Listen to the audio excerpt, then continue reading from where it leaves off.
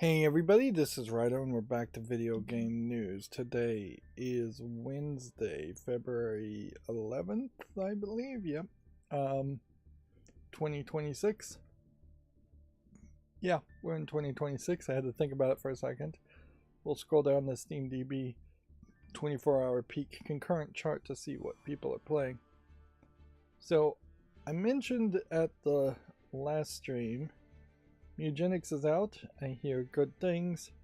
It still has some pretty bizarre visuals, but I suspect compared to Binding of Isaac, the Ed McMillan game before then, there will be slightly less objectionable content. Only slightly, though, to some in Mugenics. Although, inherently, the entire game is around a general idea of evolution, so that might piss off some people too.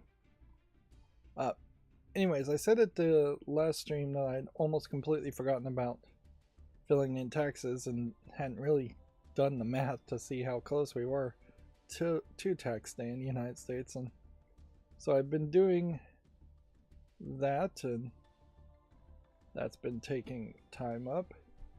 I've still been trying to do a little bit of cleaning and decluttering, but then I also got a very large ceiling mount, or allegedly you can mount it to the ceiling. We will see. So far I have not had success there. Infrared space heater to replace a very old rusty coil space heater for a bathroom. The coil space heaters are running 1500 watts basically all the time. This ceiling mount says it runs 600 watts, and it's just going to heat things better using infrared than the space heater, which didn't even have a fan on it, so it's just creating heat and then waiting for the heat to generally spread out throughout a room, where the infrared sends out light beams to hit surfaces, and it is kind of like being in a very, I would assume, low grade tanning booth. I doubt you would get a tan ever though on it, but it's been frankly a nightmare. And one of the things I've had as an experience is any kind of project, particularly speaking of like home remodeling and repair things, becomes exponentially more difficult once you start working above your head. Basically, anytime you're lifting your arms up at all, it just gets way more difficult. This ceiling heater really is framed and designed to be installed sideways on the wall. If it was installed that way with the attachment bolts that he gave me, it would have almost certainly worked on the first couple tries at least. Although honestly, I'm not sure it would have been the first try, because there is no like piece of paper drill guide that comes with it, and it is a very big thing, like roughly 19 inches by what I would guess is closer to 24 inches, maybe 25 inches, I would guess.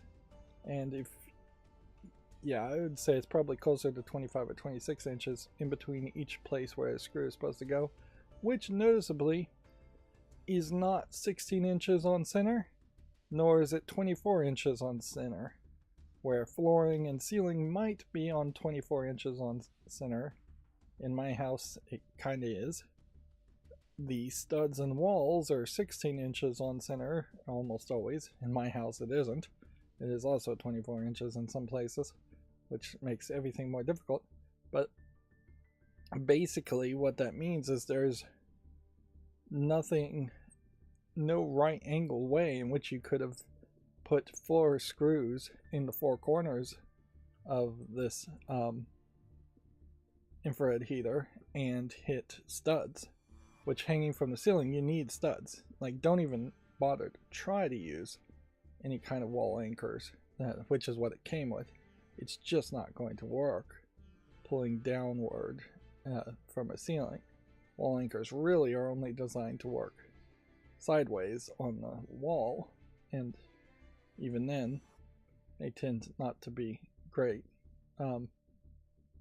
if you don't use them perfectly exactly how you're supposed to use them, or just based on the type of particle board, gypsum board you have in your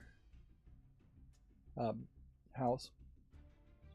So that's a long way of saying there are now at least 3 or 4 new holes in my ceiling, and I still haven't gotten it set up to actually mount and hold. And I have done a bunch of stupid things to the frame. Part of the problem with the frame also is that there's no way to install it by driving a screw from the face up into the ceiling, which is really how that would have helped quite a bit, is if there was just a screw hole and you put through that screw hole the screw and the screwdriver, and then the screw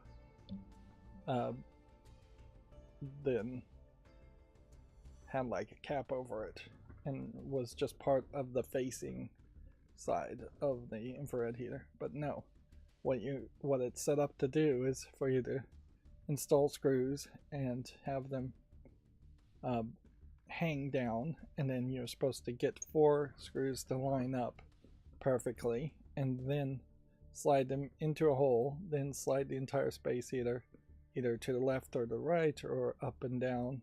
You can pick one, either left or right or up and down, not both, and then it's just going to hang that way. Which, if you were really going to do a hanging setup, your best bet is to have a piece of wood that can go the full length of 2 studs. In my case, I don't even think that I'm going to find 2 studs.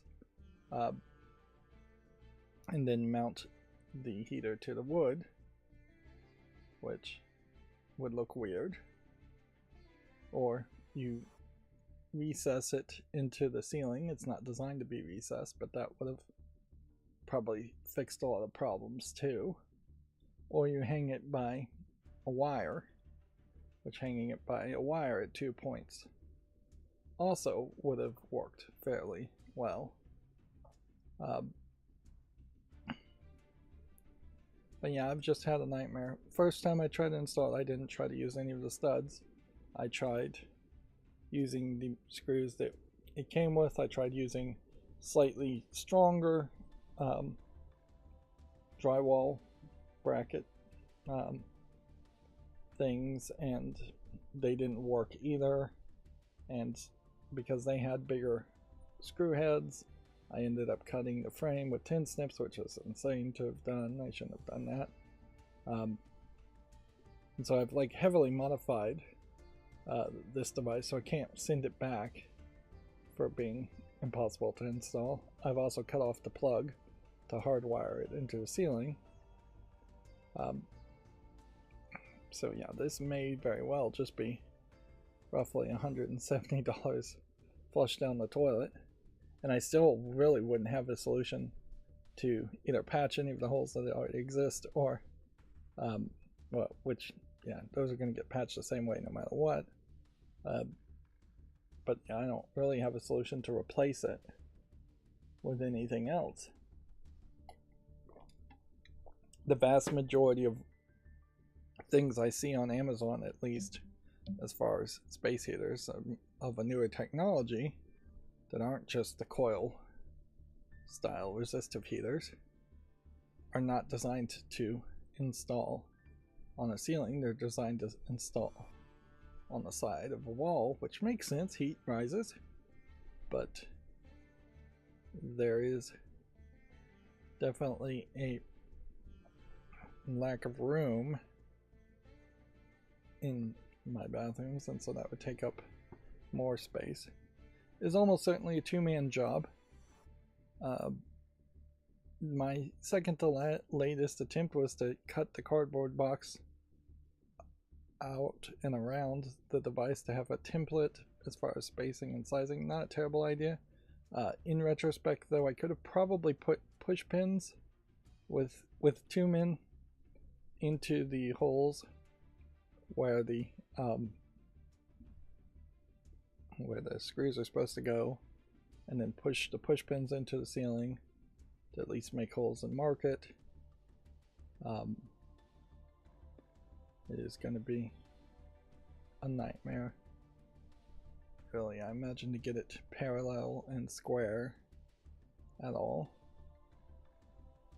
And yeah, it was overall just exhausting me all yesterday trying to fix it. Plus, I'm knocking down gypsum board and dust on myself, and so I'm getting dirty.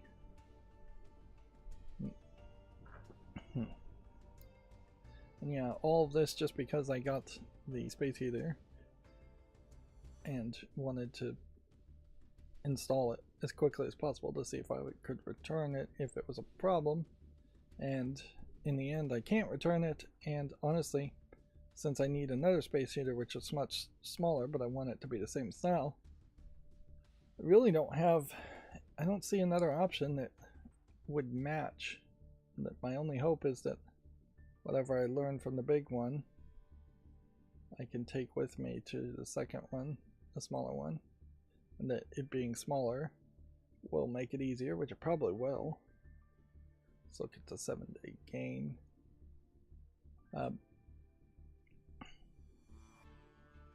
So yeah, that's been haunting me. Taxes and space heater, making thus less progress as far as cleaning and decluttering other things.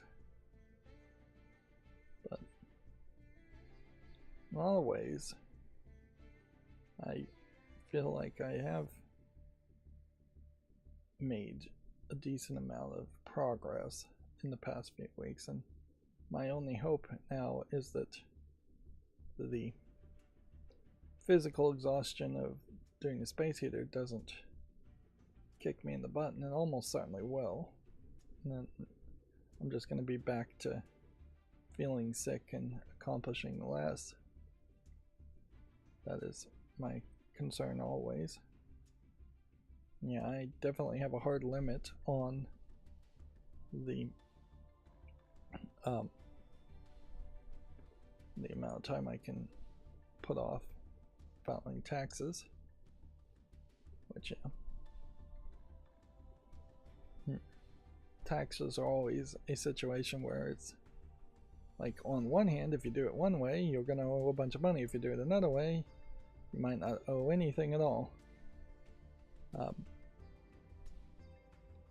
So you just hope that the way where you don't own anything at all is a way that the IRS accepts.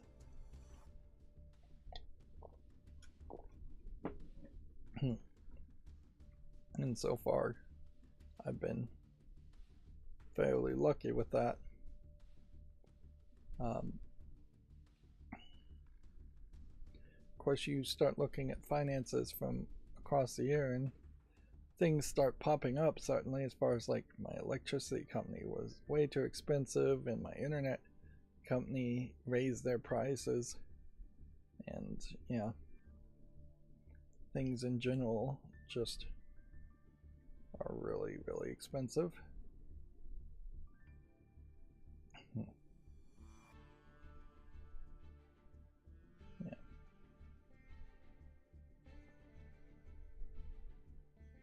The suggested way to hang things from the ceiling is to use the springy wall mounts, which makes some sense because those might dig into the backside of gypsum board a little bit more, and they're possibly going to spin around less. And in my use, it might tilt a little bit to the left or right a little bit more. one thing about the space heaters too is it has these spacers, so it's not directly on the ceiling. Which, yeah.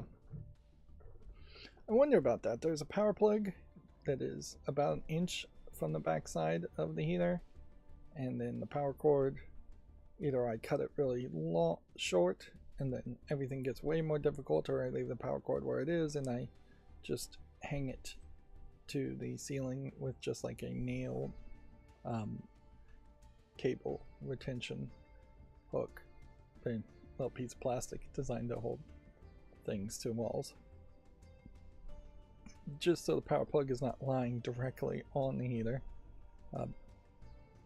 But yeah, I wouldn't be 100% surprised if a device like that went crazy and cooked the back side of the ceiling, slowly but surely. Now this is a smart ceiling heater, like everything I try to install is smart, and it's going to have like a schedule, and it has a specific temperature it shoots for, and that's all it really does.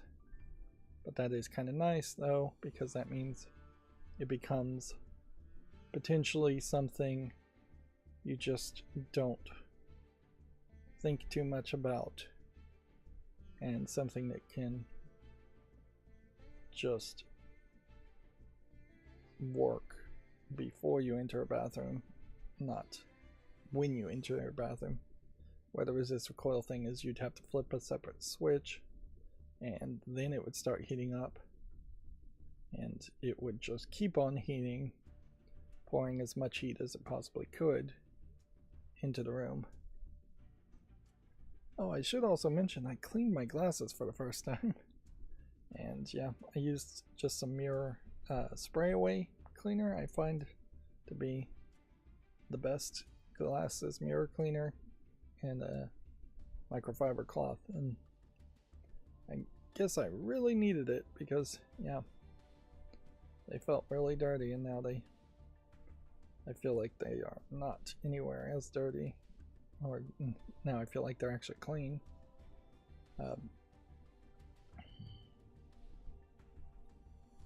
I'm still playing with the smart bird feeder, testing the signal. At the distance I have it, which is pretty far, it's nearly to the fence in my backyard, it's not having any problems with signal at all. It works fine. And the bigger problem is, I think, morning dew, but it's also on the ground, so morning dew getting on the lens probably won't be an issue. I definitely have been given a deeper insight onto how many animals are sneaking around in my backyard in the middle of the night, and when they kind of stop sneaking around, they tend to hide, or not wander around at least, during the daytime hours, which would certainly explain why I don't see them too much. But yeah, that is a project that seems good to go. And then the smart door lock that I installed seems to be working fine. I put it in mute mode so it would stop beeping every time I loaded the app, because like the way I have it set up, every time I load the app I think it connects to it, and it's just warning people that somebody is connecting to it and it's beeping. So I just put it in mute mode. The one thing though is that if I am going to put one on every door in my house, the bathroom ones are going to work kind of weird if you ever were to lock them. Which, yeah, there's a roundabout way where you could have it trigger something that would trigger another thing a minute later or so, that would unlock if somebody tried to unlock it with an invalid code or thumbprint or anything like that. Or the more realistic thing would be to just hang one of the NFC tags on the door handle, and that way, if somebody needs to get into a bathroom for an emergency or something, they can just put the tag on it. Or you could put it on the door frame or hidden somewhere nearby. But that's only if it's in locked mode.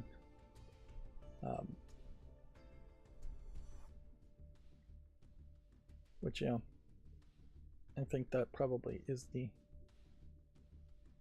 best way to deal with that. And certainly if you're just having a party or something, the tag concept makes a lot more sense. It is interesting. It allows 6-digit codes or longer with random numbers at the beginning and the end, so you can hide the code. But it does create a situation where if you wanted the code to be really simple, like 1 2 3 4, it would have to be 1 2 3 4 5 6, or 911 would need to be 911 911, which that's not a terrible thought,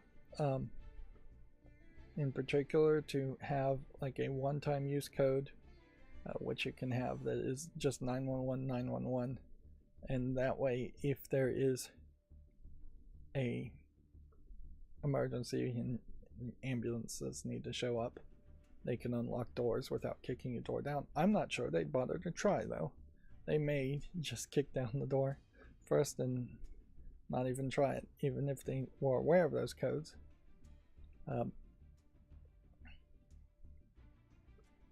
Which, yeah, having a smart door lock on a bathroom in particular is just to match the style of all the other houses. Still playing Pokemon TCG Pocket. It feels like it's kind of a holding pattern once again at this point.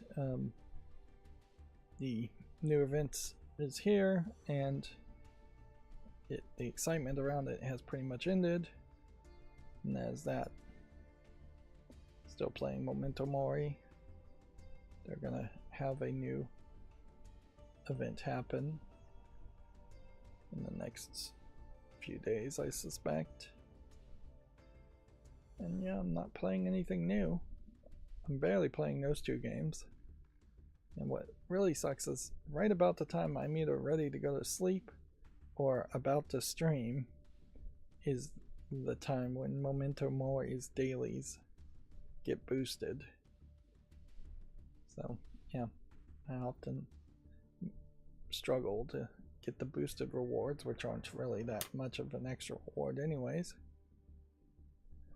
I saw Slipside Kings now has a demo out, so you wouldn't have to be in the playtest to try it out if you want to check it out. I haven't gotten back to actually playing this or any other game recently, and I imagine I am just going to be on a hiatus from playing games. In a funny way, this is kind of like a vacation from playing games that I haven't had in probably 10 plus years since starting my channel. I think my channel might be 13 years old now. But yeah, I definitely am just focusing in on other things first, and then eventually I'll get back to playing Slipside Kings. I got the notice to playtest this game really just about a couple weeks ago, and for them to put out a demo definitely shows that they're moving fast. Is that a good thing or bad thing? We shall see. But yeah, it is definitely fairly fast.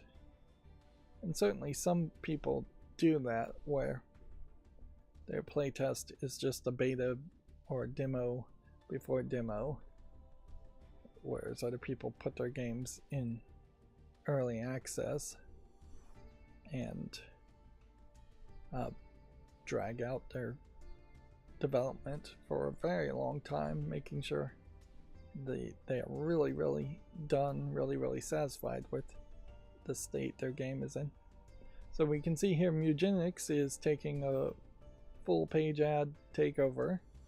Romeo is a Dead Man is also out, so we have hit a point, I think, where we are going to start to see new games coming out, at least here and there.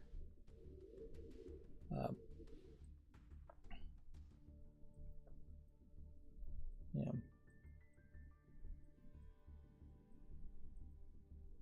There is a PvP fest going on right now.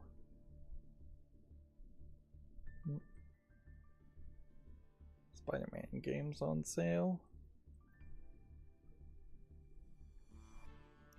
And let's see if there's too much either else to look at. Let's look at this. Didn't know Reloaded was going to come out that quickly.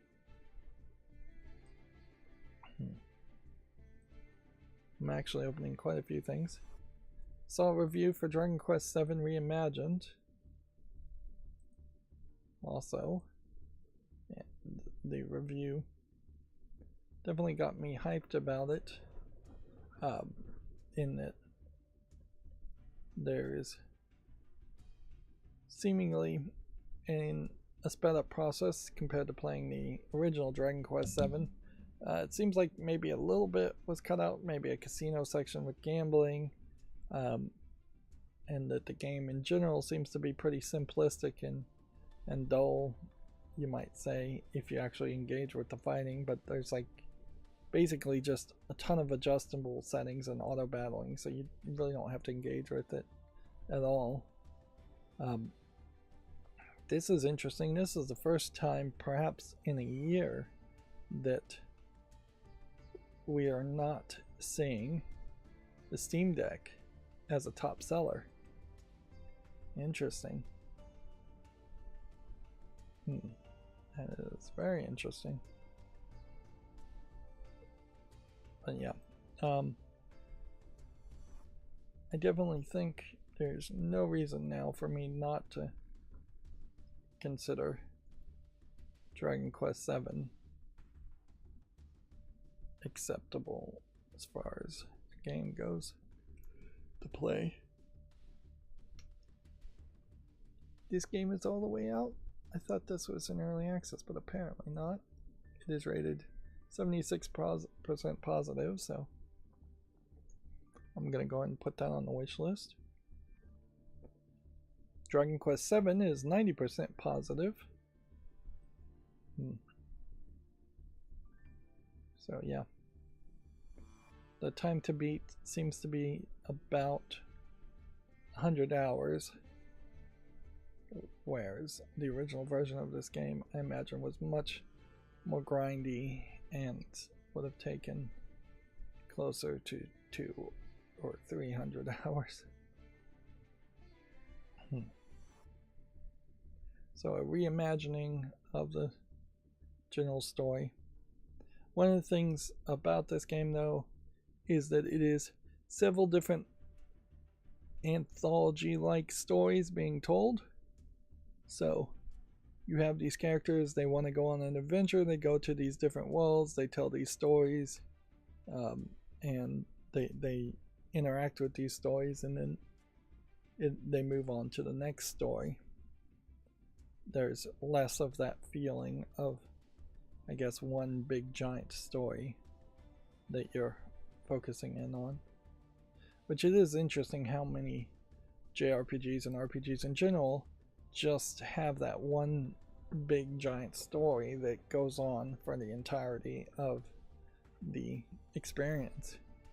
Which that is, I guess, very far away from the idea of things like the Gulliver's Travels or the Odyssey. Yes, these people go on adventures, but then there's sub-stories inside of those adventures. Omelet You Cook is overwhelmingly positive, but I think I'm gonna have to look at it a little bit harder later because I visually am not seeing anything here I really am interested in. Circle Empire looks like it's almost like a slight variant on a mobile game. It's rated very positively, but yeah, feels very much like it is perhaps too much of a tower defense game. Reloaded is 80% positive with 70 user reviews so far.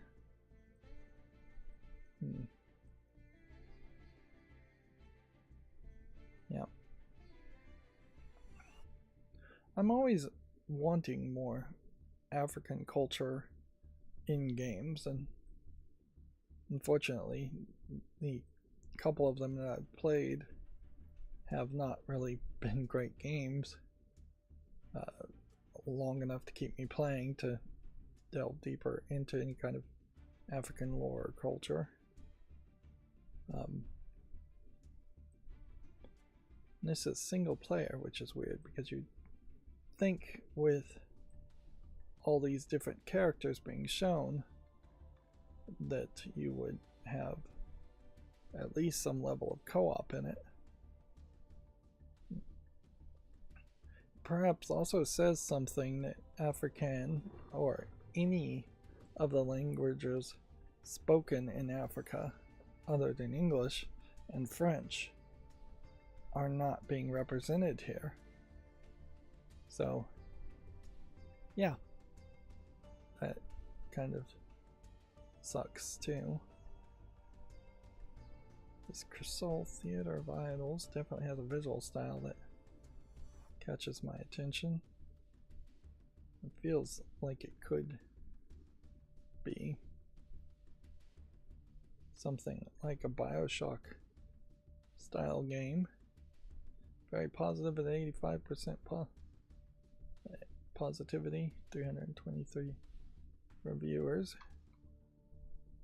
Definitely when I was looking at all the money I spent last year for taxes, I definitely saw a lot of purchases on Steam. Perhaps not for the largest amounts of money, like $1 here, $5 here, $100 during the winter and summer sales. But yeah, it is probably the second biggest shop I use, with Amazon.com being the biggest shop. Which, speaking of Steam, I was logged out of Steam on my phone, and I hope that that was just some weird fluke there and not an indicator of something weird going on, which I don't think it is an indicator of anything weird going on. I hope it isn't. Last thing I need is yet another thing hassling me. Got another problem to deal with.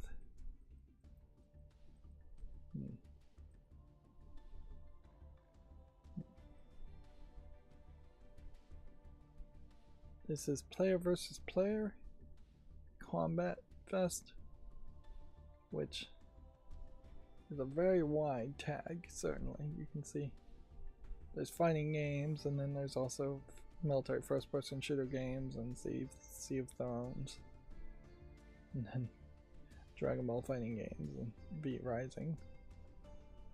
It's an odd tag, to say the least.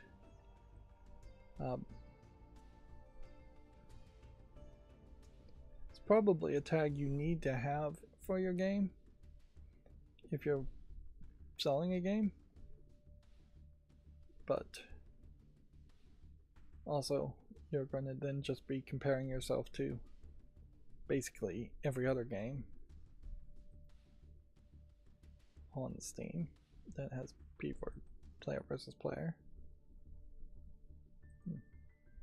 So yeah, I don't know if that really is a good fest to have when the tag is just so nebulous, but that is kind of the truth for all the fest, is that they are fairly nebulous on what they're actually selling. It does often seem like it is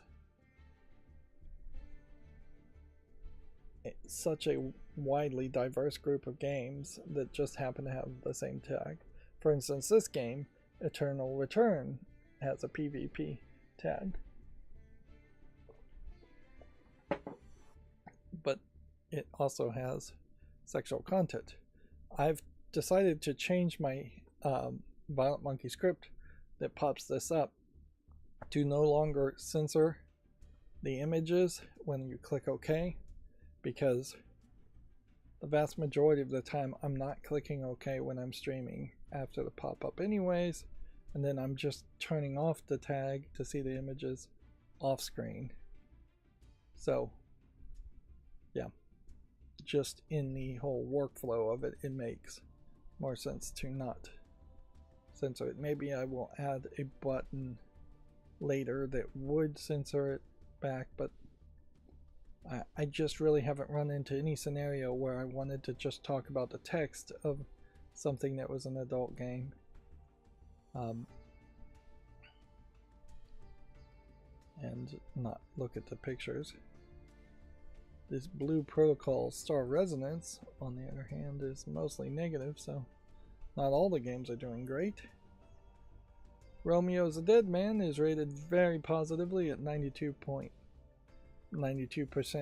of 364 user reviews. I will go ahead and put that on the wish list. I would like to see some reviews, some people talking about it, just to perhaps give me a better idea of what the game is, but my suspicion is that it is going to be half No More Heroes, half Lollipop Chainsaw in its style and experience.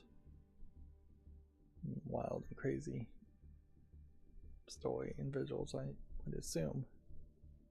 Eugenics is overwhelmingly positive at 95% of 6,668 users, and I'm sure Edmund McMillan will love the fact that it is 666 there. But yeah, there is something about Edmund McMillan and Tyler Glamero. When they get together and make a game, they know how to make some of, if not in my opinion, the best games ever made. Binding of Isaac being the best game ever made in my opinion. They just understand game flow. They just understand how to make things fun, despite the visuals, or perhaps in part because of the visuals, because the visuals stand out, and maybe standing out is just way more important than anything else as far as video games are concerned. Yeah, maybe that is one of the lessons to learn from this massive amount of success. Now, I suppose it is worth pointing out that there have been flops, though.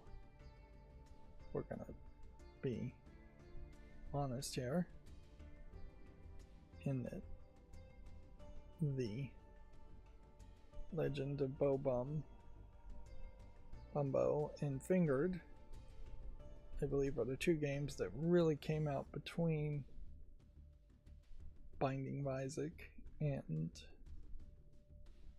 that specifically would be Binding of Isaac Rebirth, which Team Nicholas really did all the work on that. So Fingered and I think The End is Nigh may have been a remake, and then Bobum. So there's been 2 or 3 small project games that actually haven't succeeded as well, in my opinion. The End is Nigh is one of those platforming games that I just don't think I could ever really play. I probably should just have it on my wish list anyways. Fingered, I'm saying is a failure, but it's 74% positive.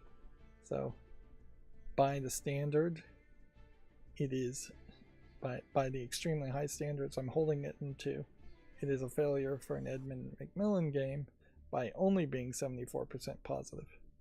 And honestly, I could not really play this game because just memorizing the appearance of people and figuring out how to figure out who is the culprit in this police lineup simulator was too difficult for me. Yeah. And then overall, Legend of Bumbo is 80% positive, but in the last 30 days it's down to 68% positive. So yeah, I wouldn't be surprised if part of the reason why it's mixed reviews is that it just hasn't gotten, I suspect, any updates or new content, where Binding of Isaac, in contrast, has got tons of updates. New content. But in general, I kind of didn't like the way Legend of Bumbo played either. So yeah, Eugenics was the big game that Edmund Macmillan has been working on, and he's been spending a lot of time on it, and maybe the bigger the game the better for Edmund Macmillan. Now Tyler, on the other hand, worked on the Indus Nye and the Basement collection, which is a collection of older games, but I'm pretty sure he worked on several other games as part of some other branding and naming. Yeah.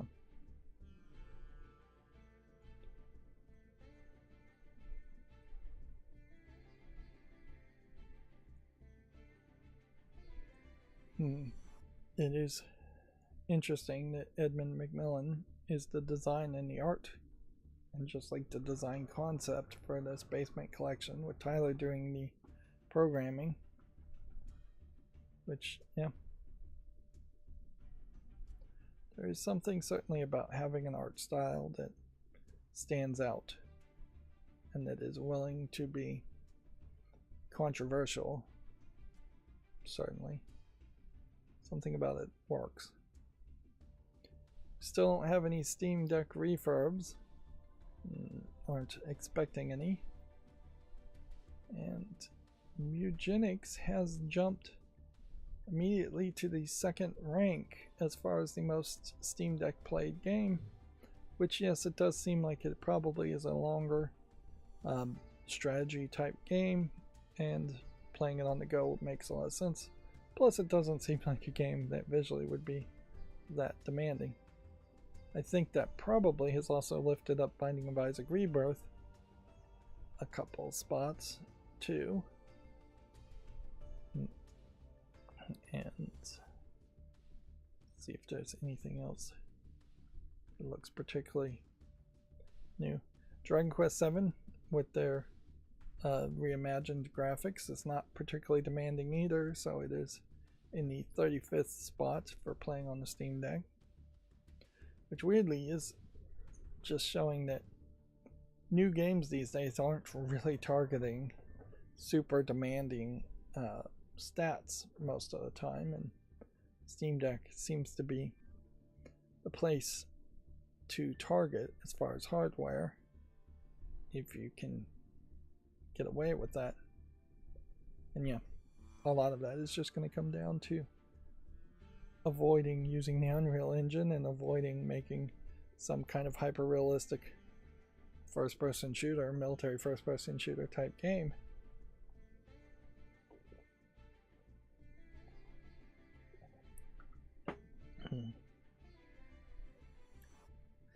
Doesn't look like there's too much new otherwise on the Steam Deck as far as what's being played on the Steam Deck.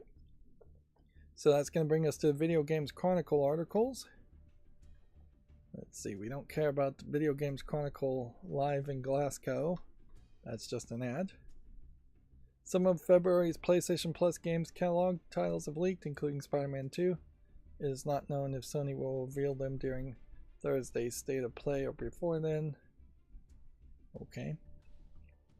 It definitely feels like Sony, though, is really relying on older releases to get people excited right now, instead of announcing particularly new releases. That new Horizon game, I guess, technically is a new release, but it is also leaning on the fandom somewhat of the older Horizon games. I also saw that there was a survey that seemed to indicate that only about 20% of PlayStation owners want a new PlayStation 6 at the moment, whereas 50% would prefer them to make a handheld PlayStation device. Which, I mean, if it was just that easy to miniaturize things and take the exact same chip and the exact same design that was in a PlayStation 5 and squeeze it down and make it work on a mobile device, Sony would certainly do that, but it's frankly not that easy to do that. It would be hard, I think, for Sony to even get somebody to manufacture a portable PlayStation 3, which would make more sense, frankly, is that if you could have a portable device that played PlayStation 3 games, then you would be satisfying a desire there. Whereas it would also buy you time before you would have to make a portable PlayStation 4 or 5 type device. Frankly, if they made a portable PlayStation 1 type device, that might catch some people's attention. Let's see, a new Silent Hill transmission presentation is coming this week with new info on Silent Hill Townfall. The show will take place shortly after the PlayStation State of Play. I don't recognize Silent Hill Townfall at all. I guess Konami is just going to go straight forward as far as pushing more Silent Hill games. Or pushing more games that have Silent Hill. Silent Hill in the name, which Konami doesn't really care about oversaturating the market. They just want to make as much money as they can as fast as possible. And who knows, maybe it is the right move to just let a bunch of people make a lot of games called Silent Hill than it is to just have Silent Hill stay stagnant and not have any games for it. And contrast it to the Alone in the Dark series, for instance, and yeah, it is probably better that they just keep on trying. Either that or think of something new to make, and I doubt Konami would ever do that. Let's see. Grasshopper has another game coming this year, while physical and Switch 2 versions of Romeo is a Dead Man is in the works. Suda51 also dedicates both games to a recently passed member of the development team. That's nice. It's almost 100 certain we'll be releasing one more game during 2026. Interesting. I wouldn't be surprised though if it's a fairly small game. Though. Yep. I'll leave it at that. Blizzard reportedly taps the Arc Raiders owner Nexon for a second unannounced StarCraft shooter.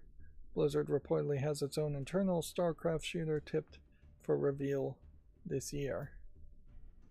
Well, in a lot of ways that feels like they're just going to make a new series of games that are shooters called StarCraft, because StarCraft never successfully had a shooter IP. They were always real-time strategy games.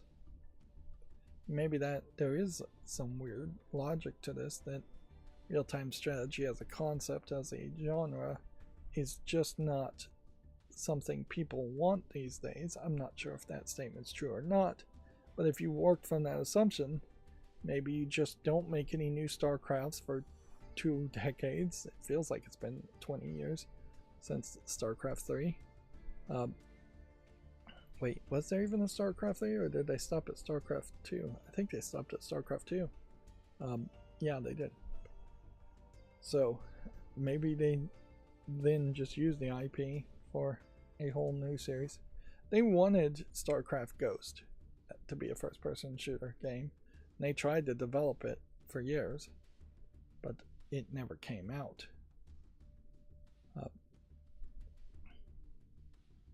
If anything, this might very well also be a great statement on just the absolute failure of the Halo series at this point, where they've been trying for years to make Halo games still resonate with an audience, and they really have not succeeded.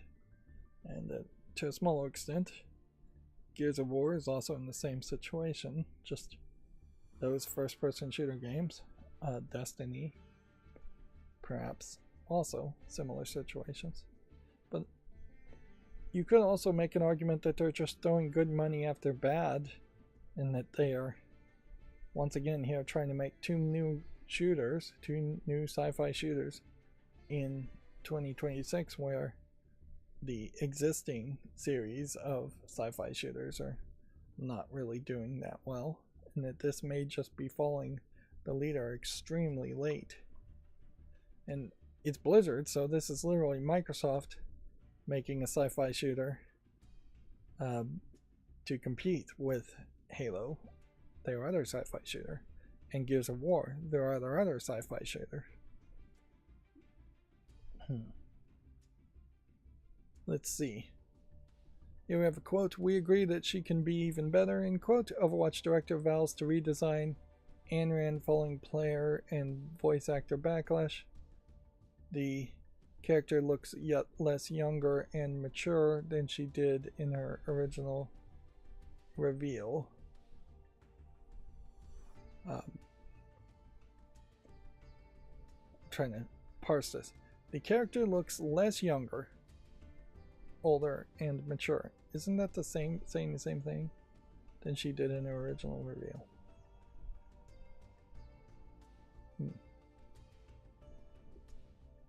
So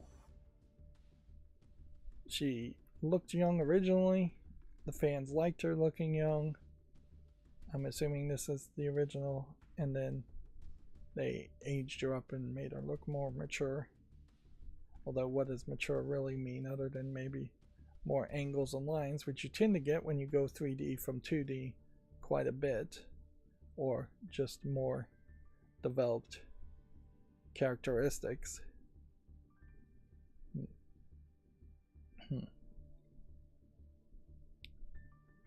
So yeah, it definitely seems to me that the fandom of Overwatch, which apparently there still is some fandom of Overwatch, has a lot of opinions on the appearance of the characters, which kind of makes a lot of sense because the characters aren't really going to have that much story in that type of game, and you're just going to be looking at them quite a bit. And so, yeah, the artistry really has to be top notch. I'd also argue that it's probably a mistake to go from 2D to 3D ever in depicting the Overwatch characters, because the Overwatch characters in particular, I think, are uniquely 3D from the beginning to the end, and having a 2D version just confuses your branding, as it were. And honestly, I just don't like a lot of times when you have like a 2D thumbnail of a character and then the character is always depicted in 3D throughout the game. A Pokemon Pokapia demo will be available to play at the Pokemon European Championships this weekend. It takes place at Excel London. Speaking of Pokemon, a Pokemon Go Pokestop appeared at the Epstein Island, and the Pokemon Company stepped in to remove that Pokestop. Which, yeah, I don't know how those get generated, but it seems like it might be fairly random. This Pokepia game might be interesting, but yeah, it's just going to be another Switch game. I'm pretty sure it's not a cell phone game. Yeah, Switch 2, March 5th. So I'll never actually play it, and I don't know how many people will actually stick with it for the long haul, which it definitely feels like it's one of those games where you would have to stick with it for the long haul. Although there are so few games for the Switch 2 right now anyways, having more mobile style daily games where you go back and do something every day is not a terrible thought. But really, those types of games should be on day one, come for free as a demo on every console. Yeah. PlayStation's Marvel Fighter info leaks ahead of its state of play. Arc System Works Tokon. It will feature 20 characters in a single player mode. This is a potentially interesting game as it goes. Although it's kind of interesting now as they're ramping up to it. Once it actually comes out, it might just be very similar to so many other fighting games that there's just not really a real reason to talk about it. It's very hard for fighting games to gain popularity and maintain popularity. It is a very small subgenre of gamers that actually play fighting games. Capcom confirms it will reveal a large-scale Monster Hunter Wilds expansion this summer. Plus, Capcom details a big anniversary update planned for next month. I'd assume that's for Monster Hunter Wilds, not for a different game. Riot Games says it's downsizing the 2XKO development team after a disappointing launch. Riot claims it will make improvements with a smaller focus team. Times are tough out there, certainly. One of the podcasts I watch occasionally started off this week with saying that one of their members was no longer with the company, and it's just like, okay, that's always awkward when someone public facing is just completely missing from the company. Although it's happened a lot with like Linus Tech Tips lately, but yeah, it's always kind of awkward.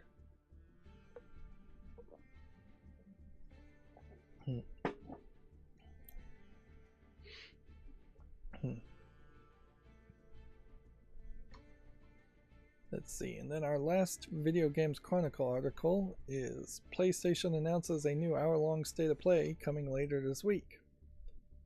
So we're working kind of backwards. This will be Thursday at these times, February 12th.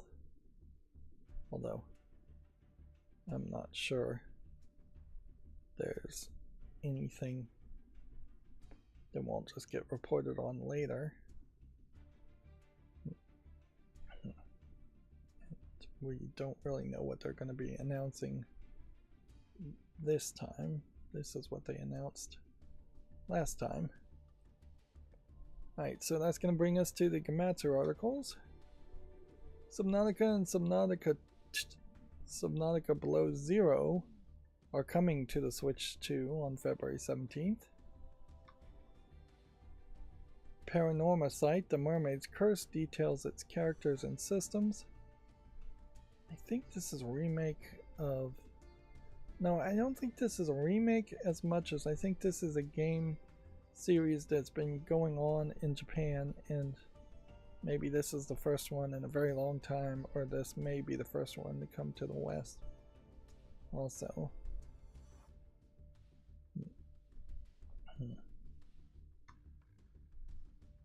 Yeah, it does seem weird that this is a Square Enix game. Mistfall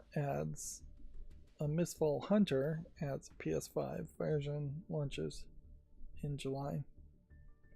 I've been hearing that there's this, like, I think it's a comic series called Mistborn. It might be a book series that is getting a TV show development. And I keep thinking to myself, I need to figure out what Mistborn is all about. I vaguely recall hearing the name, but I don't know anything more. Of course, Mistfall is not Mistborn, just similar names, so that caused me to think of it. This is an online PvP game. No Man's Sky Remnant update is now available. But yeah, you definitely are getting your money's worth if you were playing No Man's Sky these days. I assume these updates aren't retroactively removing content that was added in previous updates. They're up to update 6.2. The Linux kernel's next version was going to be 6.20, but they have Linus Torvalds has decided that it is going to be a full-on 7.0 version of the kernel,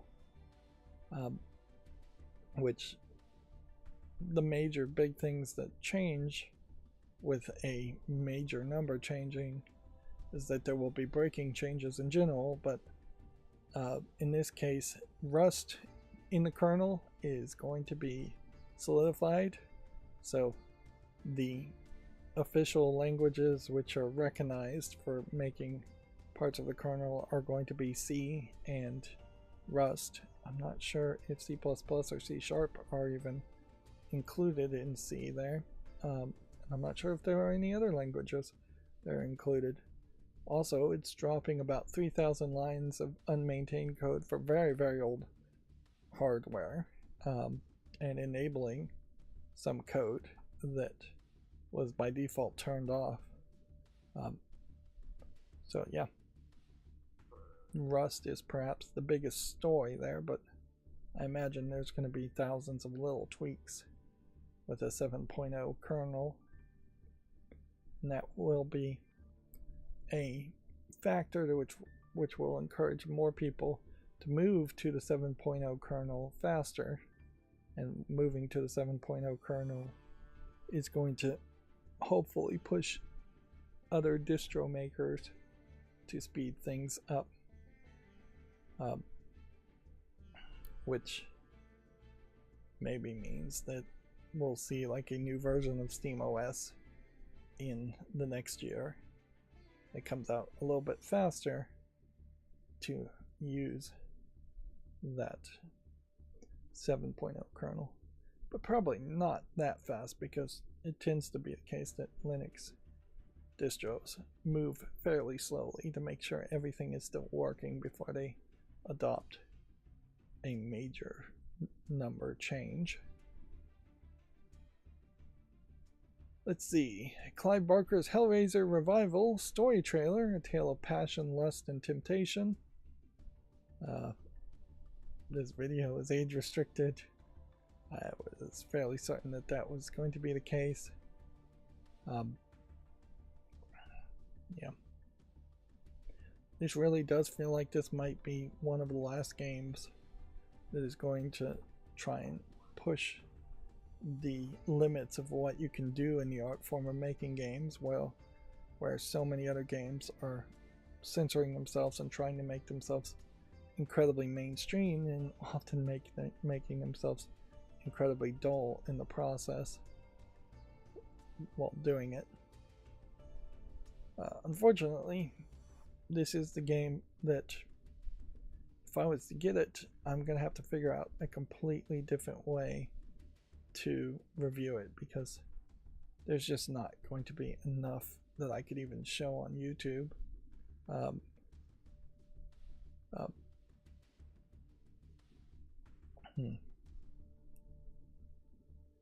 This is interesting. In the description it says and non-explicit consensual sex.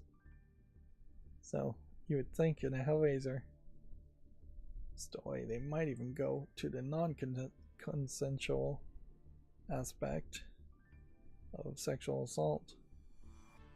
But yeah, they're not going that way. And in fairness, I'm not sure any of the Hellraiser movies or comics ever really going that way. I bet some of the comics might have mentioned it, or some of the books may have mentioned it, but I don't think the movies would have mentioned anything like that.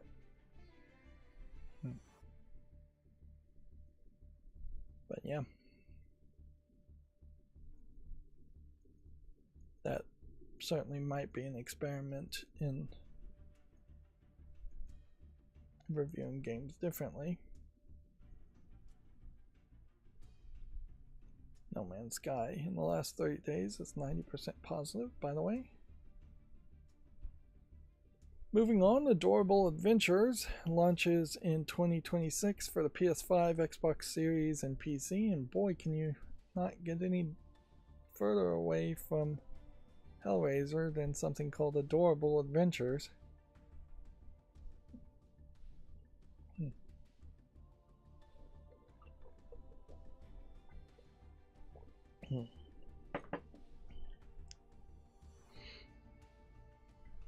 I do definitely have a concern that Hellraiser as a game may not sell well, because there's just not going to be an easy way for people to even mention it. Although it may very well be the case that people's word of mouth around games is much more from their friends and much less from mainstream video game journalists or critics, small-time critics like me. I don't know if that's really the case though. So you're playing as little pigs.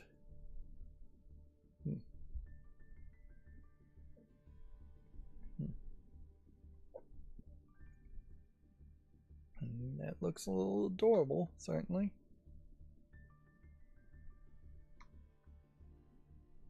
Let's see, the Mermaid Mask launches this summer. A new demo is now available. What kind of game is it? Looks like it's a point and click kind of puzzle game. Kind of my style of game. Grasshopper Manufacturer is going to release an unannounced title in 2026. Which, yeah, is really just an announcement for an announcement. And kind of weird to say it while also just putting out your current game. Silent Hill Transmission set for February 12th, featuring Silent Hill Townfall. It might talk about some other things than just Silent Hill Townfall. That is a thought. Sonic Racing Crossworld Super Monkey Ball Content Drop Update launches February 11th. Which, yeah, it seems like Sonic Racing is still going fairly well, but it doesn't feel like too many people are talking about it or like particularly caring too much about it. Yeah. Let's see. Online now 337, 24-hour peak 572, all-time peak was 13,630. Yeah. Now that is on Steam. Maybe there's more people playing on consoles, but yeah. This may be more of an indication that even if Mario Kart was available on Steam, for some weird way Nintendo games just started showing up on Steam, there may really not be that big of an audience for those kinds of games.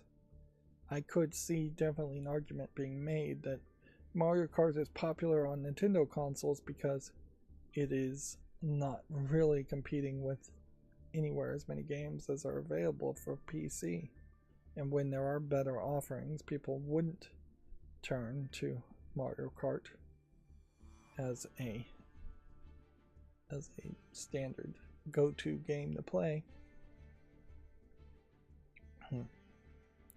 Danganronpa 2x2 Physical Edition pre-orders are now available. This is the new game that is kind of, I think, a retelling of the second game, but with more content, or maybe a continuation of the second game. I still haven't really figured it out, but best I can tell is that you almost certainly have to play 2x2 eventually. I don't know if you're supposed to play it after 3 though, or if you're supposed to play it after 2. And I might be wrong. It might be that you're supposed to play it instead of 2. The high fantasy tactical RPG Terranoth Heroes of Descent has been announced for PS5, Xbox Series, and PC. It's due out this spring. The PC demo is now available. Okay. Let's look at that Steam page and see what it looks like. Okay, looks like it has a decent amount of stuff going on for it. Maybe a Diablo-like game, but maybe not so action-y. Maybe turn-based more. I have to kind of see it in play to get a general idea. And see, just because you're seeing action doesn't mean it isn't turn-based. So that cutscene there doesn't actually tell me as much as I would want. Walking around here does indicate it's more action-based. It has online co-op, but it is also single player. And it's an interesting pop-up there of dialogue options. Interesting integration of dialogue into what you normally would feel like is a more action RPG experience. Now the placement there in that style makes it feel like it might be more turn-based. It says turn-based combat here. I could also just read. So it is turn-based. It's amazing how easy it is to make a trailer. Or it's not super easy, but it's definitely doable to make a trailer look like it is not turn-based when it is. Then it is definitely easier to make a turn-based game than it is to make a action-based RPG. Moving on, Oceanhorn 3 Legends of the Shadow Sea has been announced for Apple Arcade. Suppose it is just a fate now that we are going to have these Apple Arcade games getting announced, and there's just not anything I can do to filter them out. Well, actually, I could write code certainly to close the page if it has Apple Arcade in the title if I wanted to, but yeah, I don't see a real reason to do that. And if I was going to work on the code, I would go back and try and block these suggestions again. Had that working for a brief second. Directive 8020, a Dark Pictures game, launches on May 12. 8020 to me is, in my mind, 80% protein, 20% fat. It's a type of beef you can order, and it's generally the type of ground beef I like to get. So my assumption here is that that is going to play into this story, although it may very well not. Well, it is interesting, certainly, that they are still doing the Dark Pictures anthology. I guess in a lot of ways it just allows you to make a whole bunch of games and not really worry as much that you may have had 4 or 5 games in a row that haven't evolved or sold even that well, because they're leaning on like Until Dawn success from a long time ago.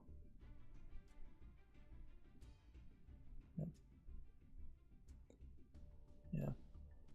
The problem with the idea of this Dark Pictures anthology, though, is you'd be fairly foolish to try to play all of the games in the anthology. It would cost you a lot of money, and if you liked one, you're not really guaranteed that the next one is going to be as enjoyable, or that the previous one is going to be as enjoyable. In a lot of ways, this Dark Pictures anthology series, I think, is a lot like Telltale games, in that they're attempting to make a genre of their own, where you have these kinds of stories being told in slightly interactive form, and that is good enough to maintain some level of success. Of course, they may run into the exact same problem that Telltale had, in that by the end there, it was getting very boring and repetitive to play a Telltale game, and the engine that they were using was their own custom engine that was creating all kinds of problems. It didn't really even have a physics engine in it. But yeah, even now I would be interested in checking out to see what engine these Dark Pictures anthology games are using. I would assume it's Unreal Engine, but I would assume that they're still having to put a ton of extra code in it to make more of a Telltale style game versus a first-person shooter.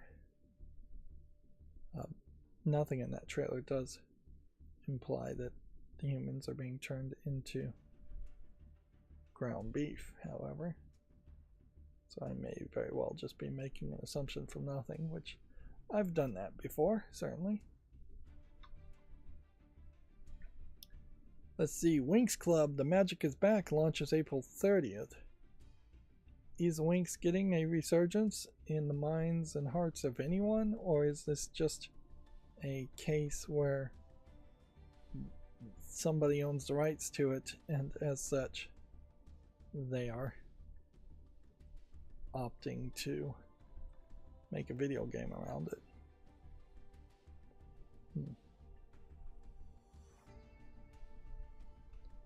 Yeah. I was too old to be around when Winx Club first came out, but it always struck me as kind of a preteen or teenage girl target audience, and I'm not sure that people in the United States particularly loved it.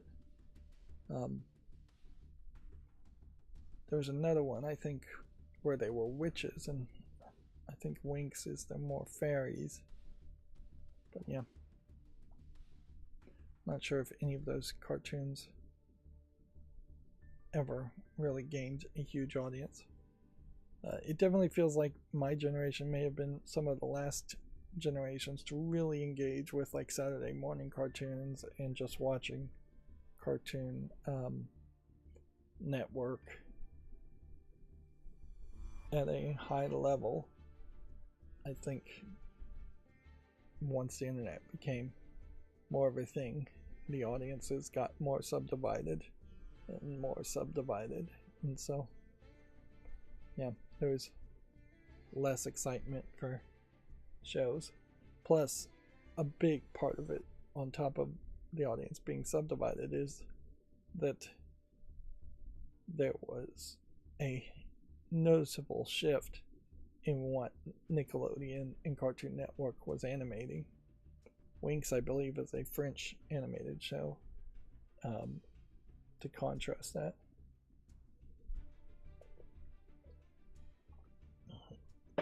But yeah, Western animation never was particularly good for cartoons or anything else. I heard the Cinderella live action Disney movie just lost a ton of money and lowered Disney's shareholder price.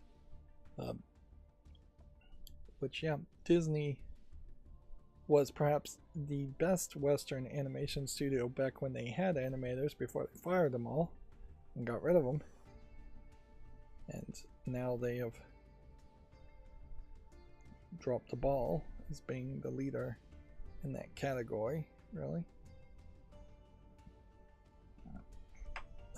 Even the occasional Pixar movie seems to be less frequent these days. Moving on, Raya launches in Q2 of 2026. You fight monsters being as a hero content creators. Okay. That is interesting as far as what it could be. We'll see how it actually gets received when it comes out.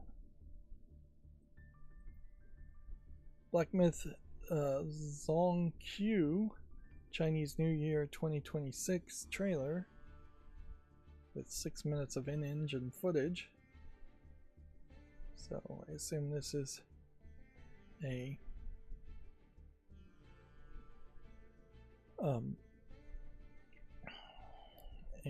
case where this is a sequel to Black Myth Wukong, which that too may be an anthology series.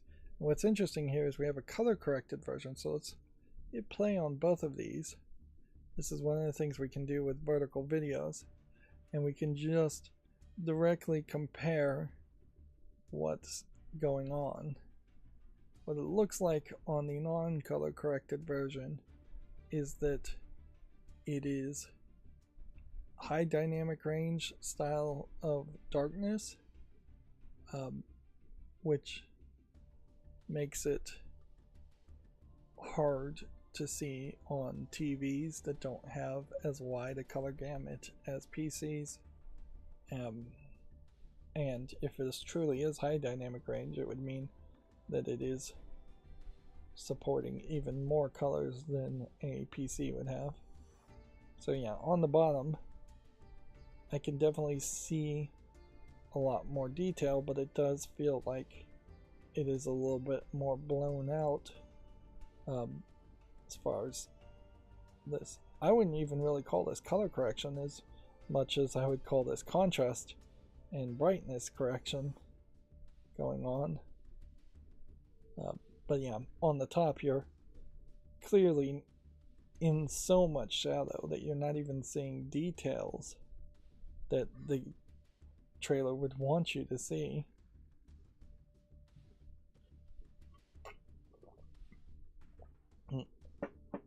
And it, I think, really goes to show also that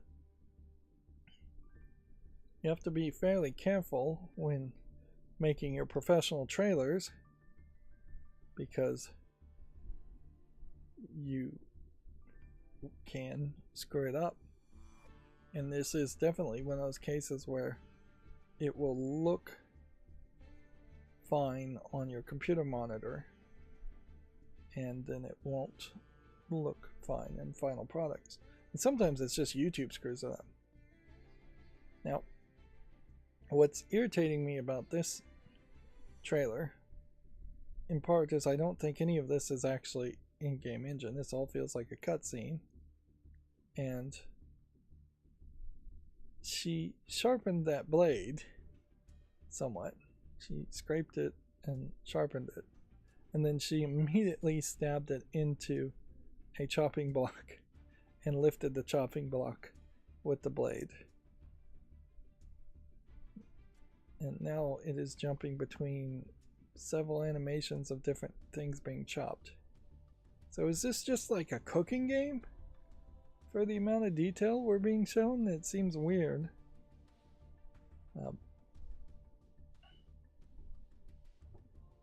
But yeah, you have all these mythical creatures all around them.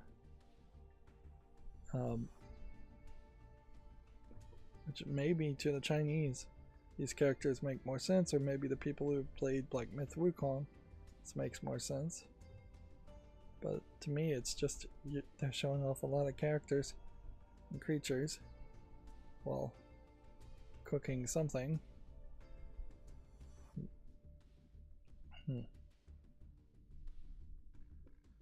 I have a hard time believing though this trailer is interesting though. Like it totally seems to me like it is way too much time spent showing a cutscene. Even in game, sitting through this cutscene, I would get antsy and say, why am I watching this?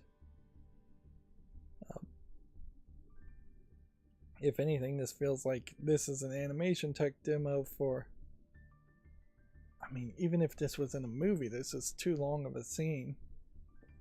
And definitely in the darker version, there are sections where you're just completely in the darkness. Yeah. No matter how much you might like food or cooking scenes, this is longer than I think you'd even see in some of the Studio Ghibli anime cooking scenes. It is really too long. And it's telling you nothing. 4 minutes and 40 seconds here. It's telling you absolutely nothing as far as how is the game going to play or anything like that.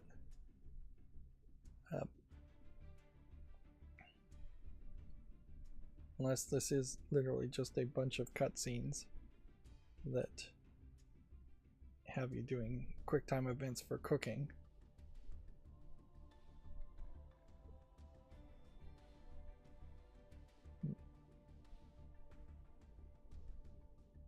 That was a lot. Certainly. It perhaps is a good depiction of how much effort it takes to actually cook in the real world.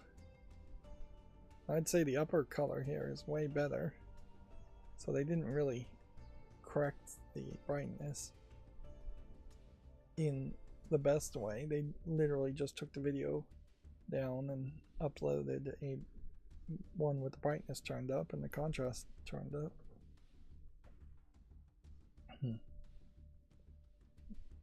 Yeah. I feel like that 5-minute sequence there was just a pictorial way of saying we're working on it. We're working on the game. And then this point here, maybe the bigger reveal.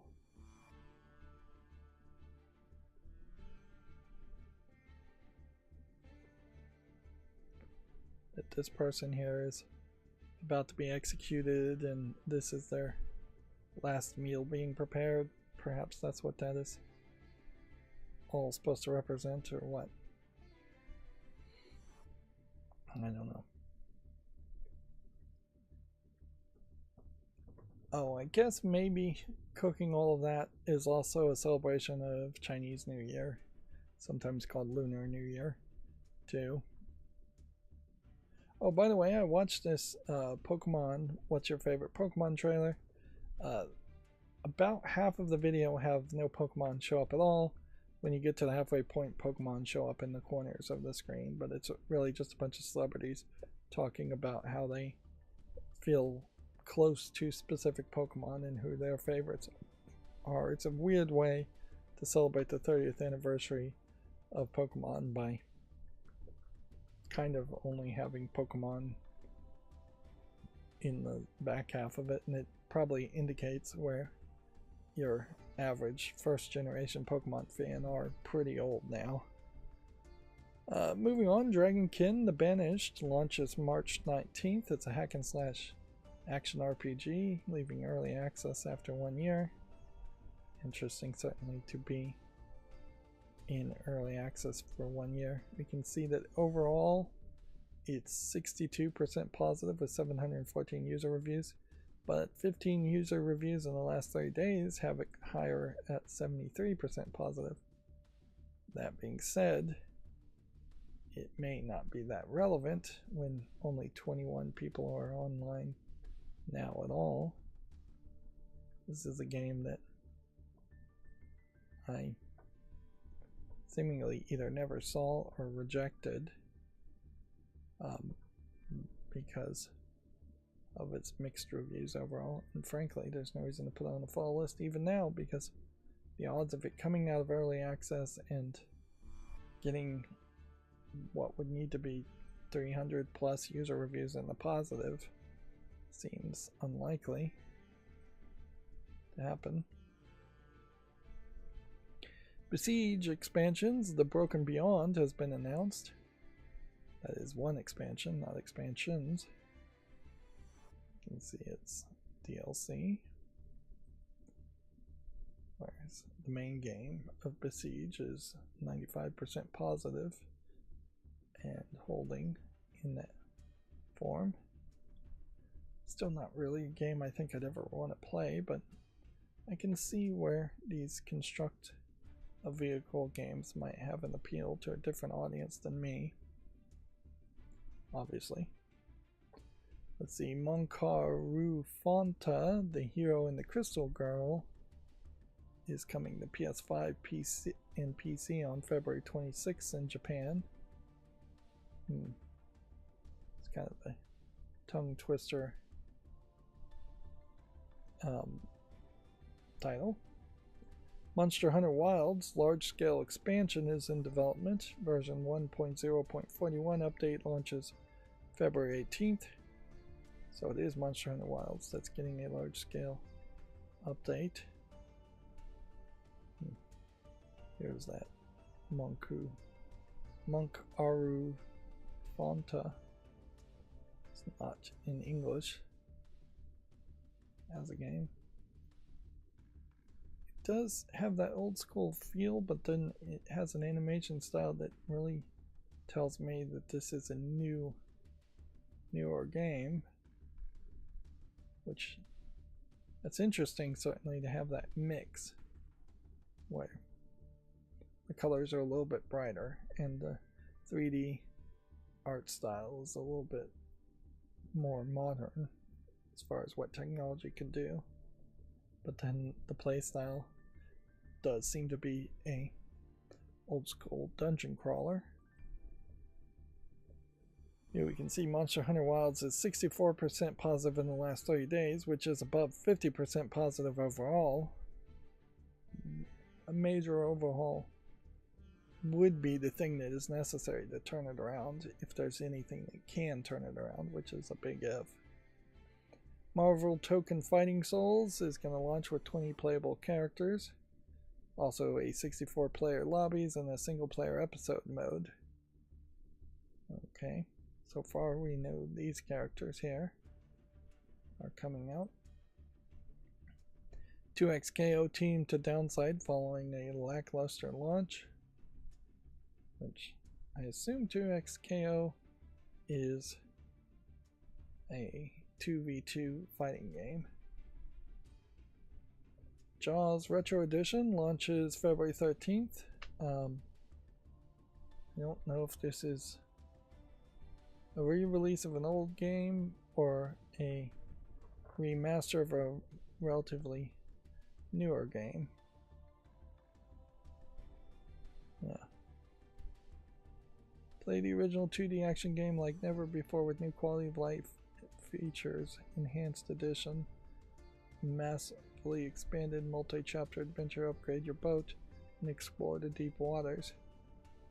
So yeah, visually it looks like an old NES style game. It might, weirdly, in those strange constraints, actually offer a lot more than what the original Jaws game had. Which that would be certainly interesting if somebody took an old NES game and expanded on it. But yeah, you could definitely do that if you own the rights to like Super Mario Bros. 1.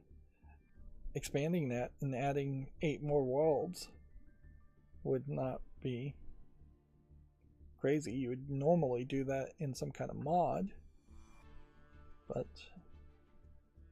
usually when we see mods, they're just randomizers and they don't try to make things too different. Although some of the mods for Super Mario World in particular do make things completely different.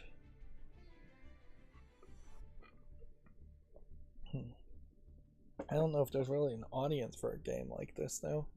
It seems weird, to say the least. Like new weapons, new abilities, more terrifying enemies.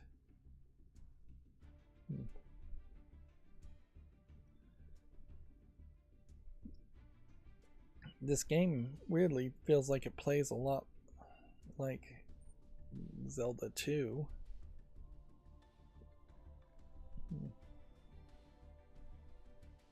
Well, that is strange, certainly. Never seen that before. Taking an old game and then modding it with new stuff.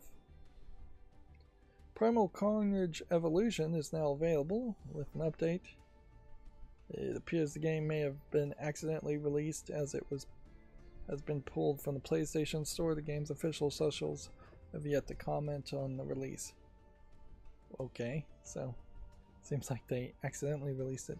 It's amazing how often these mistakes happen. You would think there would be somebody double checking and quadruple checking these things, but apparently not. Let's see. Remedy Entertainment has appointed John Charles Godchon as CEO.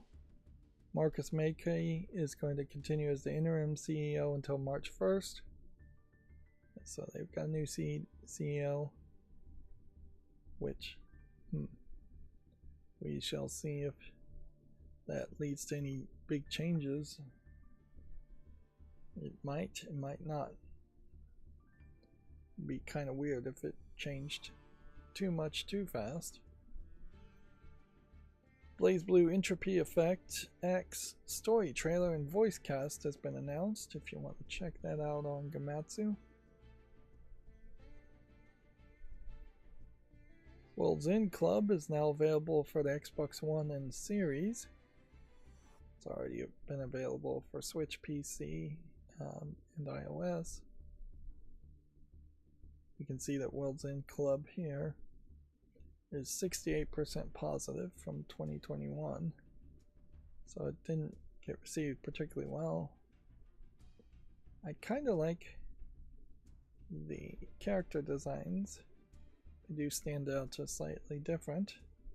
A little bit lengthier, stretched out.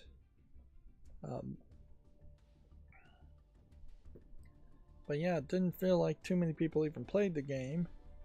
And of those who did play it, they didn't like it. So I doubt re-releasing it is going to change much. Incantation for the PS5, Xbox Series, and Switch has been delayed to April 8th. No longer due out in March. It's been on Steam since November 17th, 2024. We can see that that is 95% positive of 20 user reviews in the last 30 days, whereas it's a more realistic 73% positive overall. Which, yeah, definitely feels like one of these more Chinese style horror games, but the fact that you're seeing people really says a lot. The fact that you're seeing a decent amount of variety in the screenshots says a lot, because so often you have these horror games be extremely minimal or asset flippy. So I'll put that on the wish list. Let's see, Bread and Fred is coming to the PS4 and 5 and the Xbox One and Series on February 24th. currently already available for the Switch and PC. You can see in the last 30 days it's 64%, whereas overall it seems like it is 80% positive.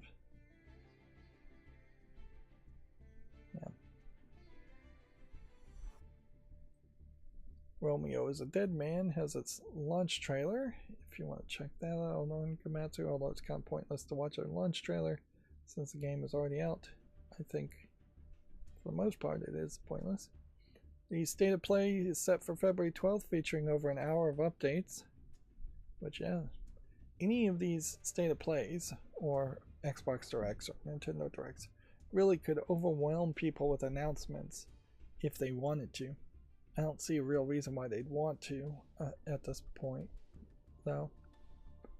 More games probably are going to have to be announced to counter the fact that new hardware can't be bought, but new games don't just come out of the blue. They take years of planning.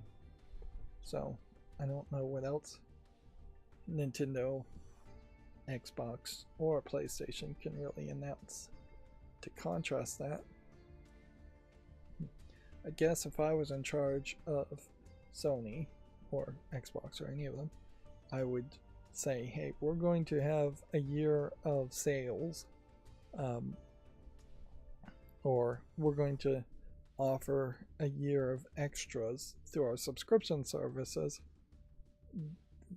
of old games, or remasters or re-releases, things like that, to try and make up for the fact that new hardware can't be sold and that people can't afford new hardware and that people can barely afford new games. This is the time where a company would do its best to try to build goodwill and just expect the profits to be lower, and maybe win a generation over by building goodwill.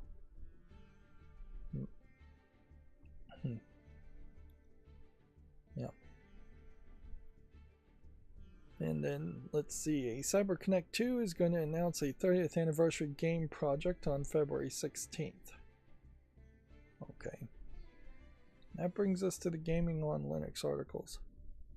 And so I want to take just a brief bathroom break. I don't even think I'm going to switch over to Magic the Gathering this time. And I'll be back in just a minute or two.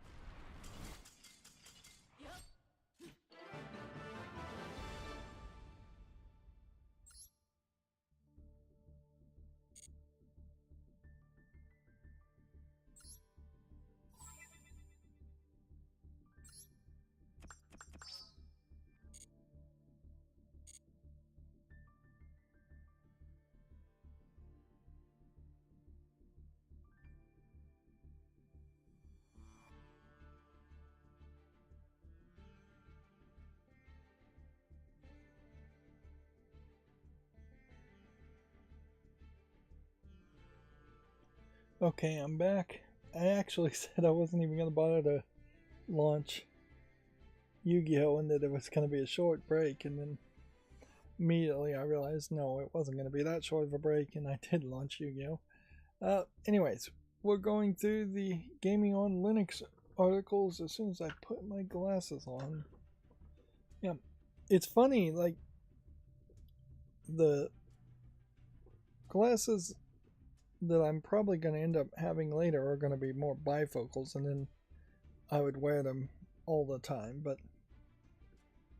sometimes wearing them seems to change my eyes in one way, and sometimes not wearing them seems fine, and sometimes wearing them seems like it might even be making it a little worse, and I don't think it actually is. I just think my eyes are wild and crazy and are just not consistently doing one thing or the other because I'm taking them off and putting them on.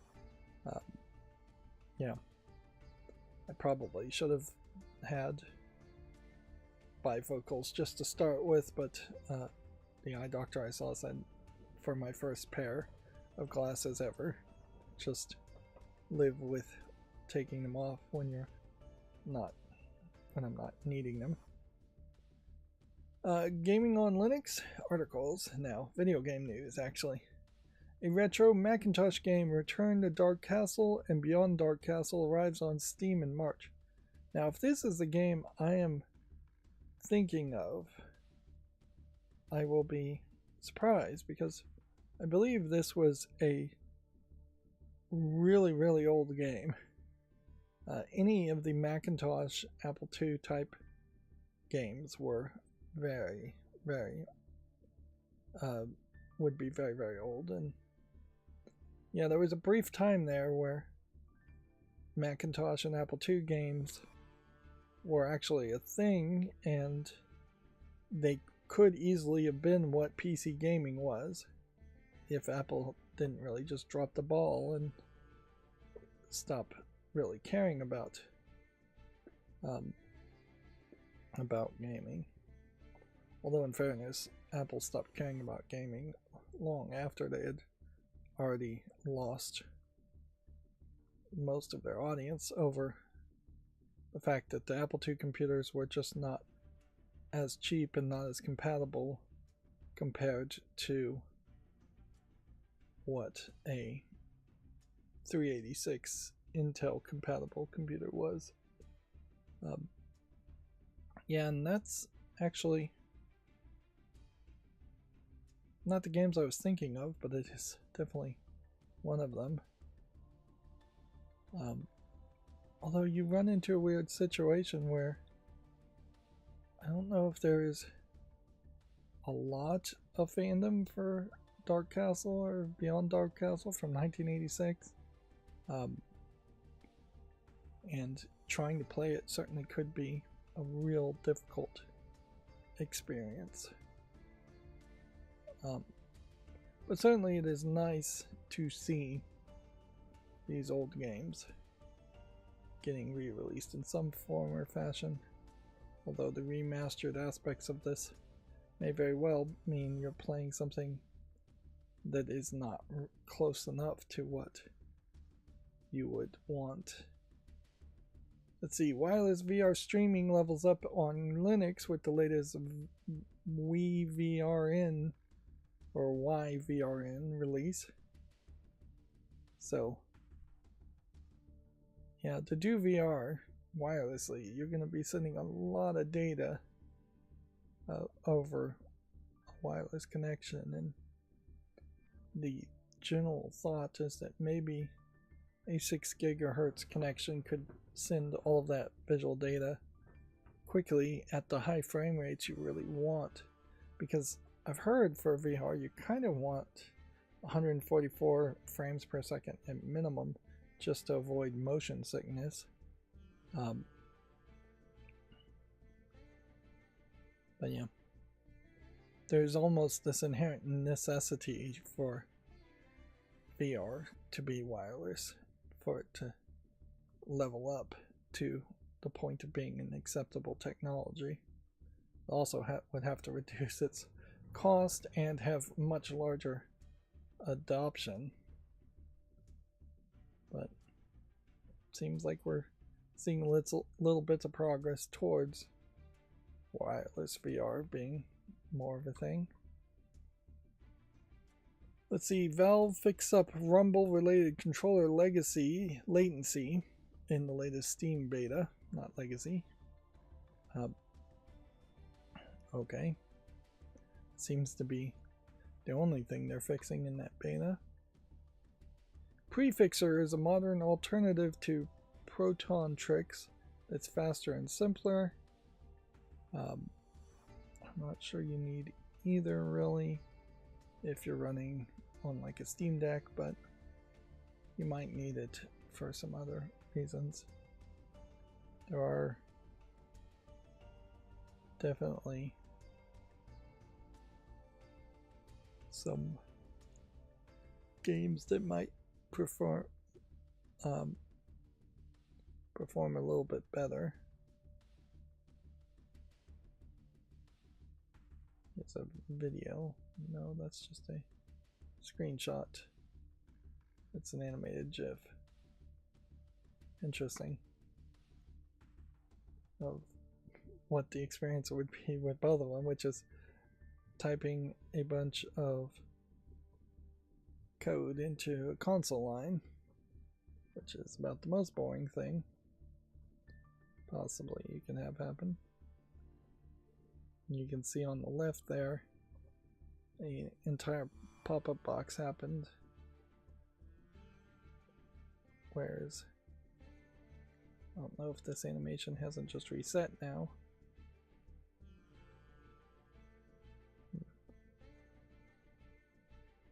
But if it's the left one that is showing more, and both things accomplish the same thing, which I'm not sure it really did, then the right one is the more efficient process.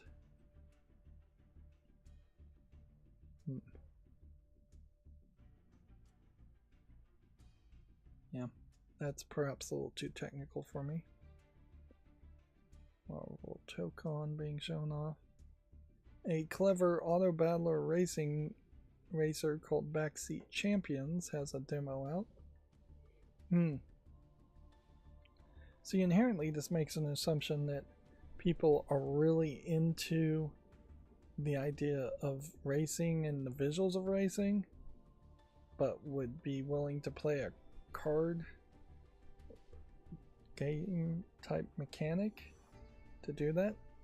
There is a French game, I believe it's French, called Millborns, where it's a card game that simulates driving in like a long haul race. I could see taking that general concept and trying to add more visuals to it to make it a video game. And frankly, a lot of card games could probably be improved a lot by that concept. But yeah, I don't know if that would work or not. It makes a card game stand out at the very least. And it's called an auto battler, which I find that interesting because it doesn't really seem like it's 100% auto. Even a poker game, like with kings and queens and all of that, could potentially be made to have a whole lot more animations. Although what comes to mind would be like if you have two pair, it would just be a couple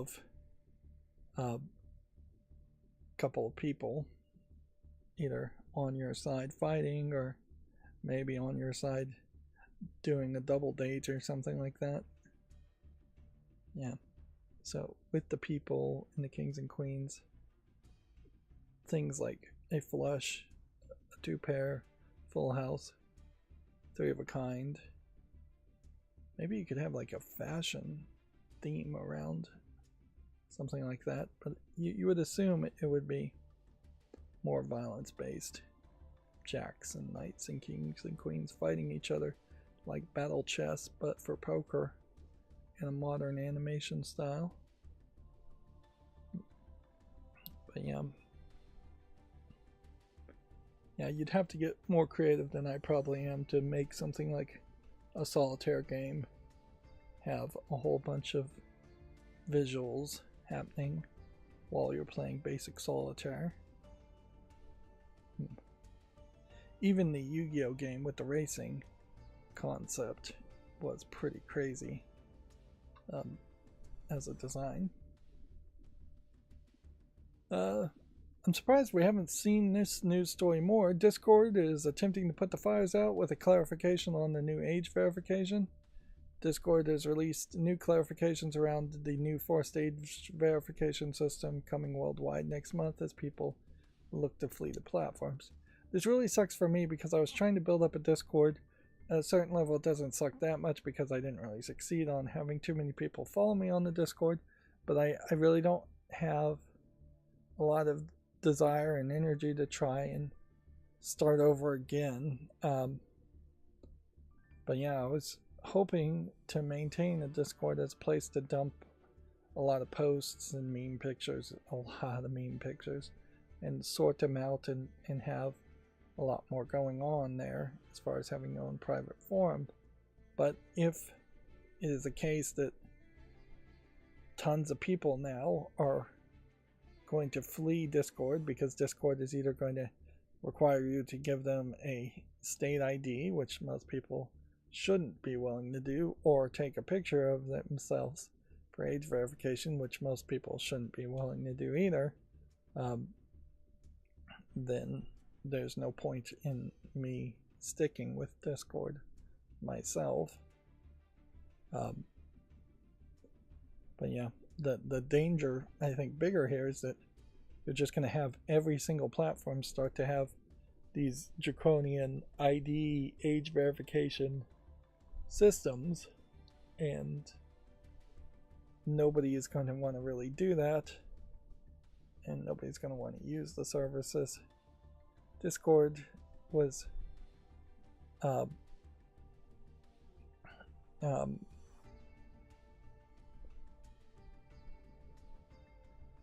Discord, for the most part, has not added a ton of new features that I like, but they have added a couple.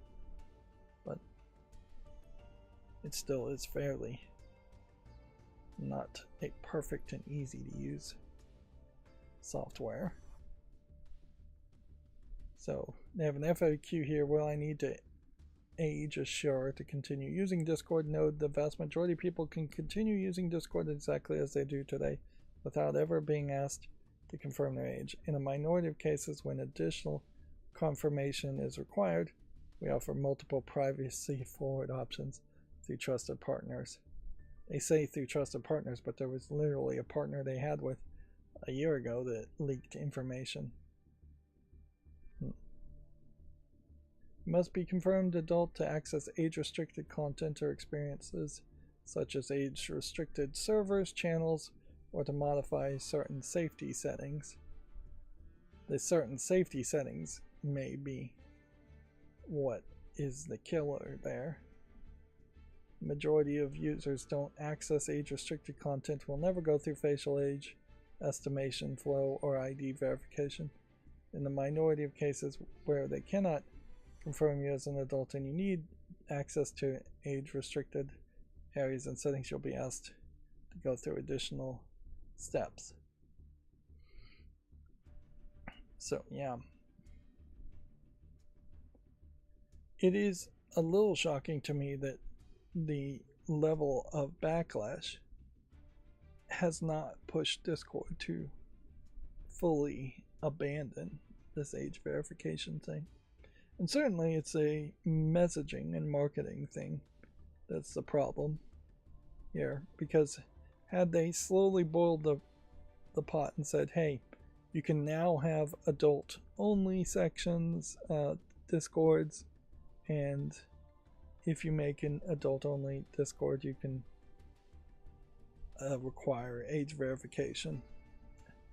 but most Discords are not going to require that. If they had slowly added the features, if they had slowly pushed those features, the danger, it feels like here, though, is that they're going to default many channels to being adult only, or incentivize in some way for Discords to be adult only. Which, yeah. Thinking as a YouTube content creator, last thing I really would want is for YouTube to try to implement a similar system where every single video on YouTube that isn't tagged as being for kids requires some adult age verification. Most YouTube content creators would lose thousands upon thousands of views, if not millions upon millions of views because of that. But yeah, we may have the likes of the European Union and other countries just force these kinds of age verifications onto platforms, and platforms may not really push back that much.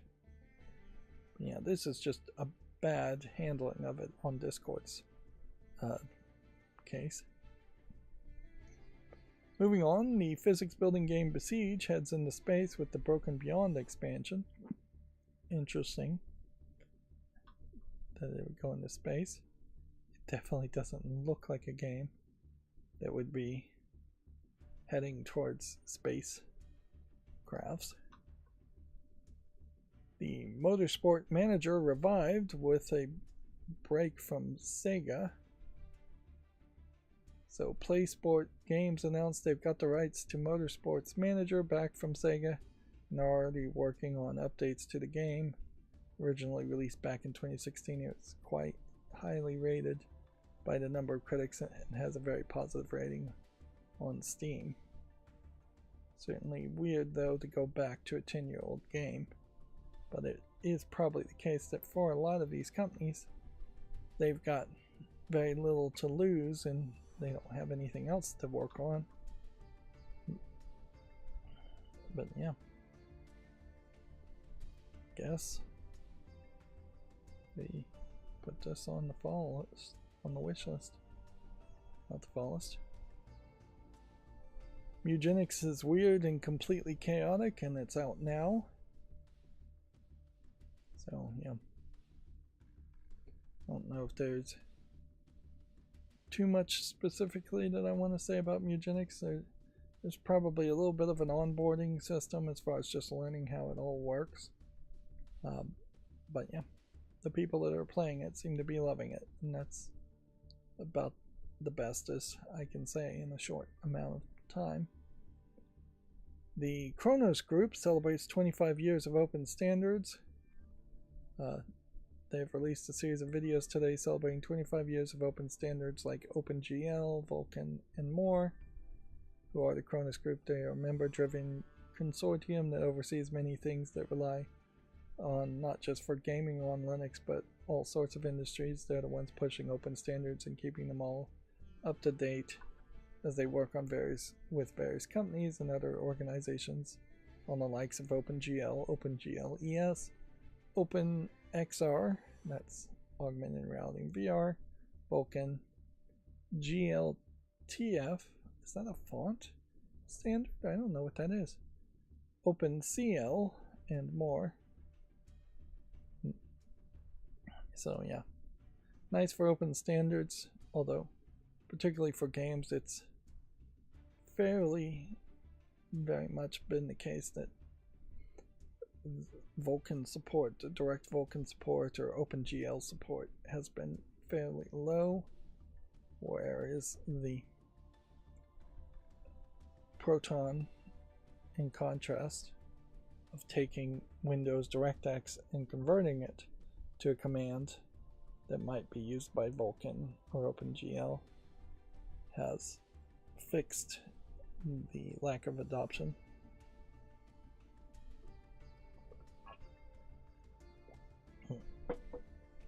And this definitely looks like this is going to be a guy just talking to the screen the whole time.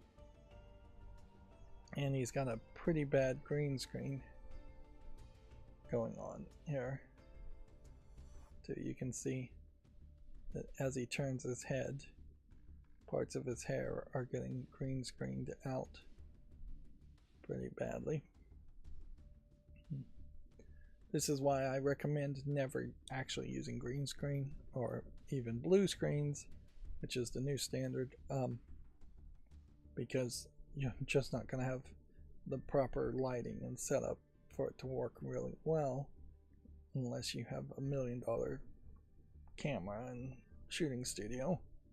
It is better certainly to just have a fake backdrop, which for most people it's just bookshelves and something on the background on the bookshelves that looks nice. But yeah, you can also certainly get photography backdrops or something else that looks nice in the background. They're frankly not that expensive. They'll do you better than green screen. Well, moving on, GE Proton 10-30 has been released with fixes for Arknight's infield and the EA app. Let's see. Proper placement of system tray items when Wine Wayland is enabled.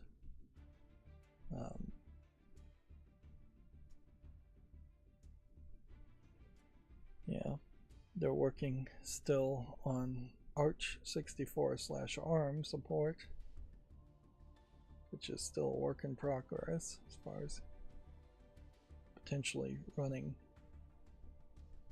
x86 AMD 64 style code on a cell phone style CPU instead of a PC CPU. They have part 50 of building a retro Linux gaming computer, Dawn of the Civilization. I suppose gaming on Linux with part 50 here is perhaps taking longer than I am personally to build a gaming PC, although it seems like what they're really doing is they've extended this bad title more to actually playing old games. I still have a lot of my old CD-ROMs. I don't really have a good reason to keep them, but I don't have a good reason to throw them away either. As far as things like Heroes of Might and Magic 3 Gold Edition. Most of the games I imagine I already own on Steam. Some of the games, though, may be different versions or may not be available on PC anymore. May not play, frankly, on PC. Here is the story before that, as far as Discord is about to require age verification for everyone. Which, yeah, first way they announced it and the way it was reported certainly sounded very onerous and draconian. KDE Linux gets performance improvements and new default apps and goes all in on Flatpak. KDE developers are working towards the first beta release of KDE Linux, their own homegrown immutable operating system. The eventual plan for it to be a version of Linux suitable for most use cases as a reference implementation of KDE Plasma and KDE apps. Which, yeah, it would be weird if SteamOS all of a sudden was just KDE Linux, though. But there is definitely a possibility that something like Bazzite might make more sense on KDE Linux instead of Universal Blue Arch based or Fedora based distros.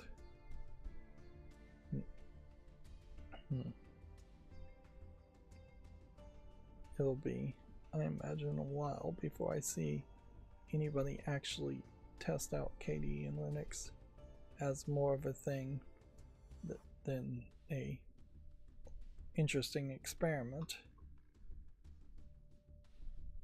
And we talked about this earlier, Linux kernel 6.19 has arrived and the next version is going to be 7.0. Let's see, 6.19. happens.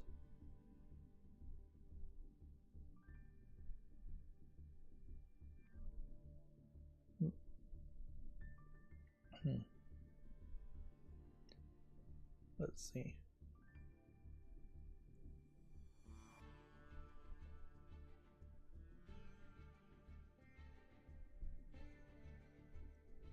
Some things that were in 6.19 are like DRM color pipeline API for improved HDR support, and the rest of these slight changes.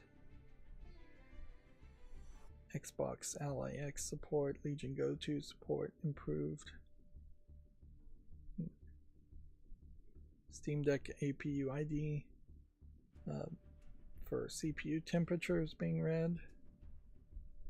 Still working on making NTFS drivers more better. Yeah. 7.0 definitely will be the beginning of something new. It definitely won't be the end of anything new, though. So, features and concepts and evolutions between 7.0 and the 8.0 could be massive. And let's face it, who knows when 8.0 might happen? They're only up to 7.0 now. Well, we're not even up to 7.0 now. Yeah, there could very easily be a different person in charge of the Linux kernel versus Linus Torvalds.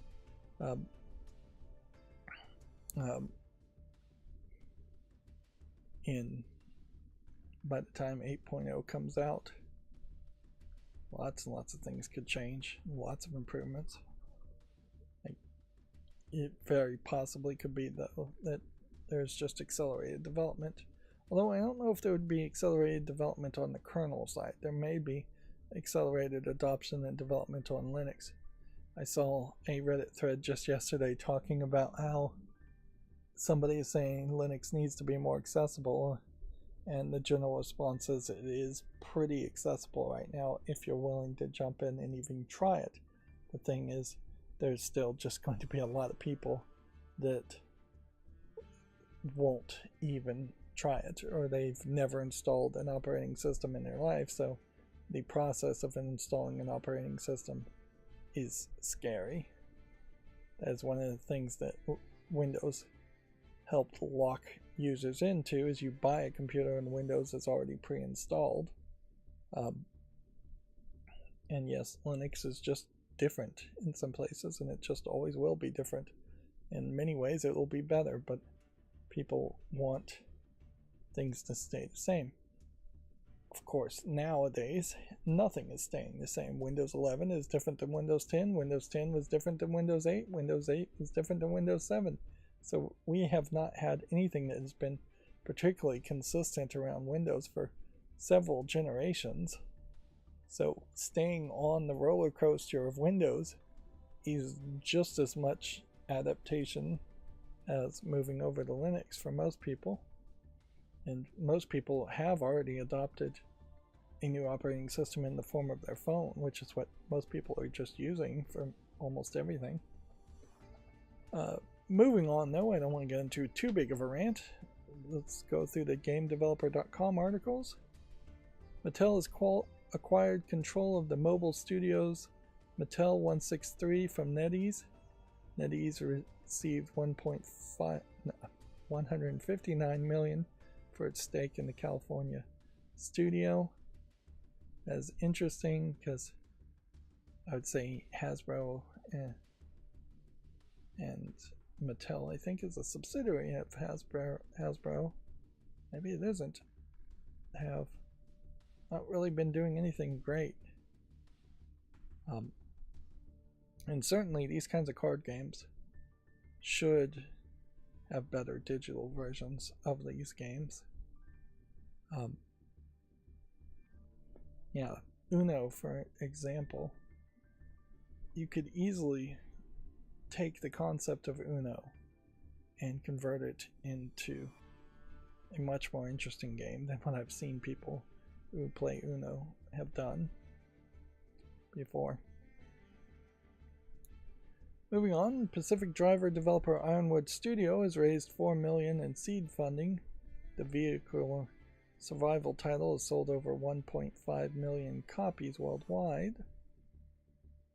Crafton delivers its record annual revenue and says its AI tech could birth humanoid robots, which that sounds like a whole bunch of nonsense. Control has topped 5 million in sales and attracted 20 million players. Wait a minute, how do you get that? How do you have 5 million units sold but 20 million players? The implication there is that on average, 4 people were playing 1 copy of Control. I cannot believe that to be true.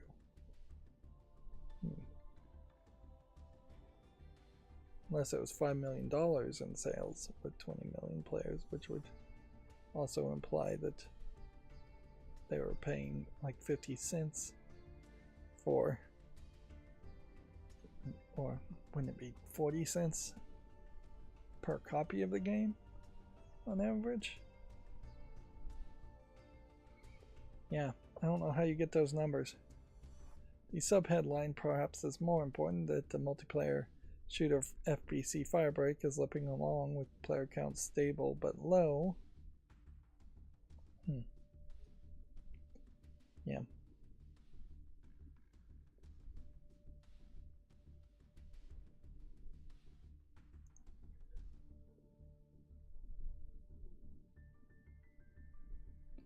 Oh. The reason why it's 20 million players is because of subscription services like Xbox Game Pass and PlayStation Plus. Wow.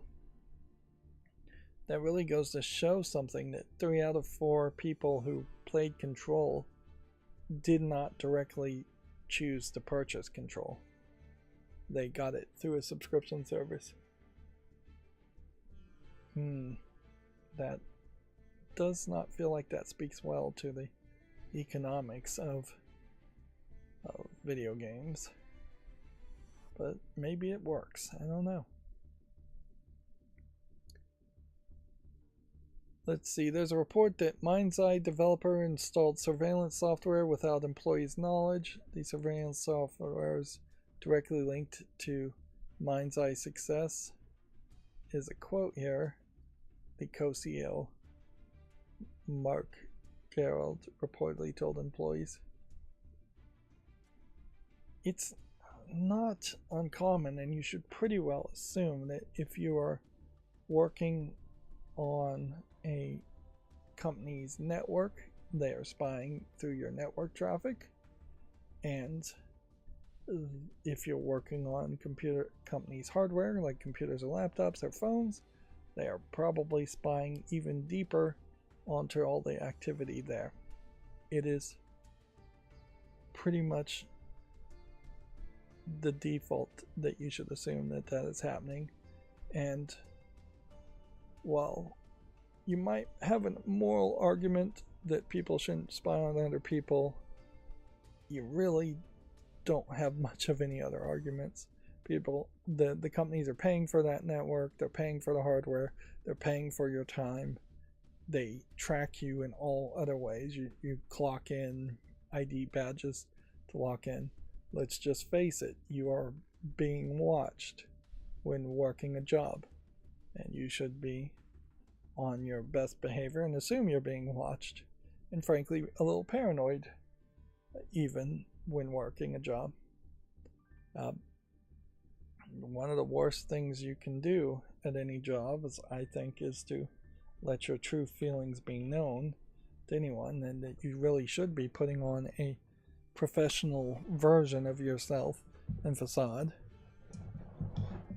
And there definitely are a lot of bosses that will try to break down that facade, whether they intentionally are doing it or not, where they say we're all one big happy family, or they try to be buddy with you, but that is going to bite the associate level, the lower level employee, in the butt, more than it is going to help them.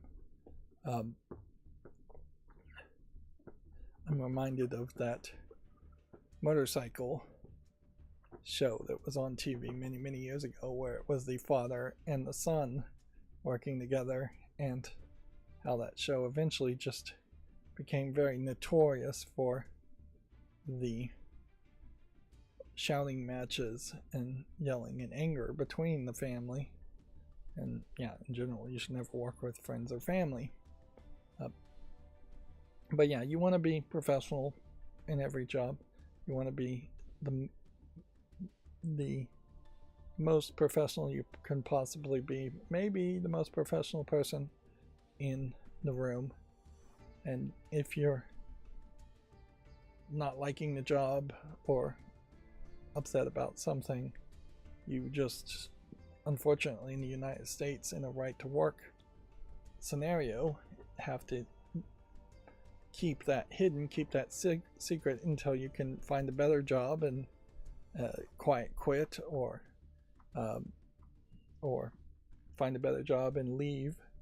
Which that is the one thing that will hurt a company and a boss more than anything, is I got a better job and I don't need you anymore. It's not too different from a bad relationship. It's like arguing and yelling and shouting between a bad relationship, a romantic relationship is what I mean. Probably isn't going to get you very well, but you know, building up an escape fund and leaving the person and finding someone better is how you're going to hurt that person the most. Yeah. And living a better life is the best revenge, really is kind of the way it is. I'm getting a little off topic here, but yeah, as somebody who works in IT, yeah, I will guarantee you, unless it is a really, really lazy IT department, there is going to be some kind of surveillance software going on there. And you will be surprised how many people assume that's not the case or just don't care. I heard a story of somebody who HR brought them in and said, hey, you cannot look at porn while we're paying you during work hours on our work computers. It is unprofessional and unacceptable. You'll be surprised how many people believe they can look at porn while working, which the answer is nobody should be doing that unless you are actively working in the porn industry, and that's part of your job. But the very next day, the person that HR told them they couldn't look at porn went on the computer and tried to look at porn again and got fired immediately.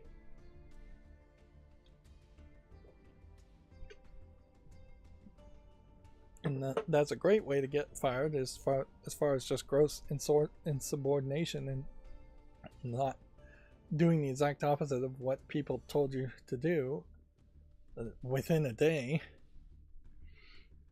But yeah, you'd be surprised how many people look at porn.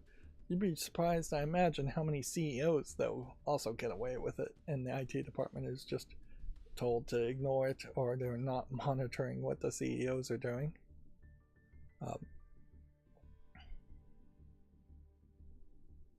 Moving on, though, there's an update here. Ashes of Creation developers Intrepid Studio has shut down. A statement from the co-founder, Stephen Sharif, indicates the closure is a result of an internal feud. The update here is that the closure has been confirmed in what is a warn notice. California has to warn employees if they're going to be laid off due to closure or any other reason.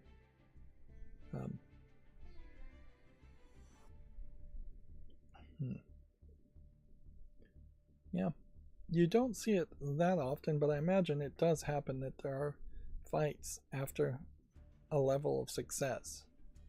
And that is why most businesses do have fairly strict lines of succession in who has the final decision and who's in charge. But every now and then it is the case that there's just internal conflict. More often than not, we hear stories of publishers and developers being in conflict, though, than compared to internal developers.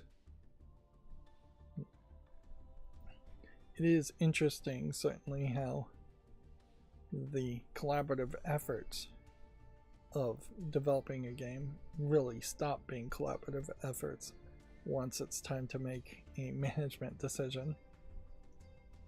We have not seen any kind of union shop style video game business where it is the union that owns the video game developer. And even if you did have a union shop, I imagine you still are going to be putting somebody in charge through some kind of election process to make decisions.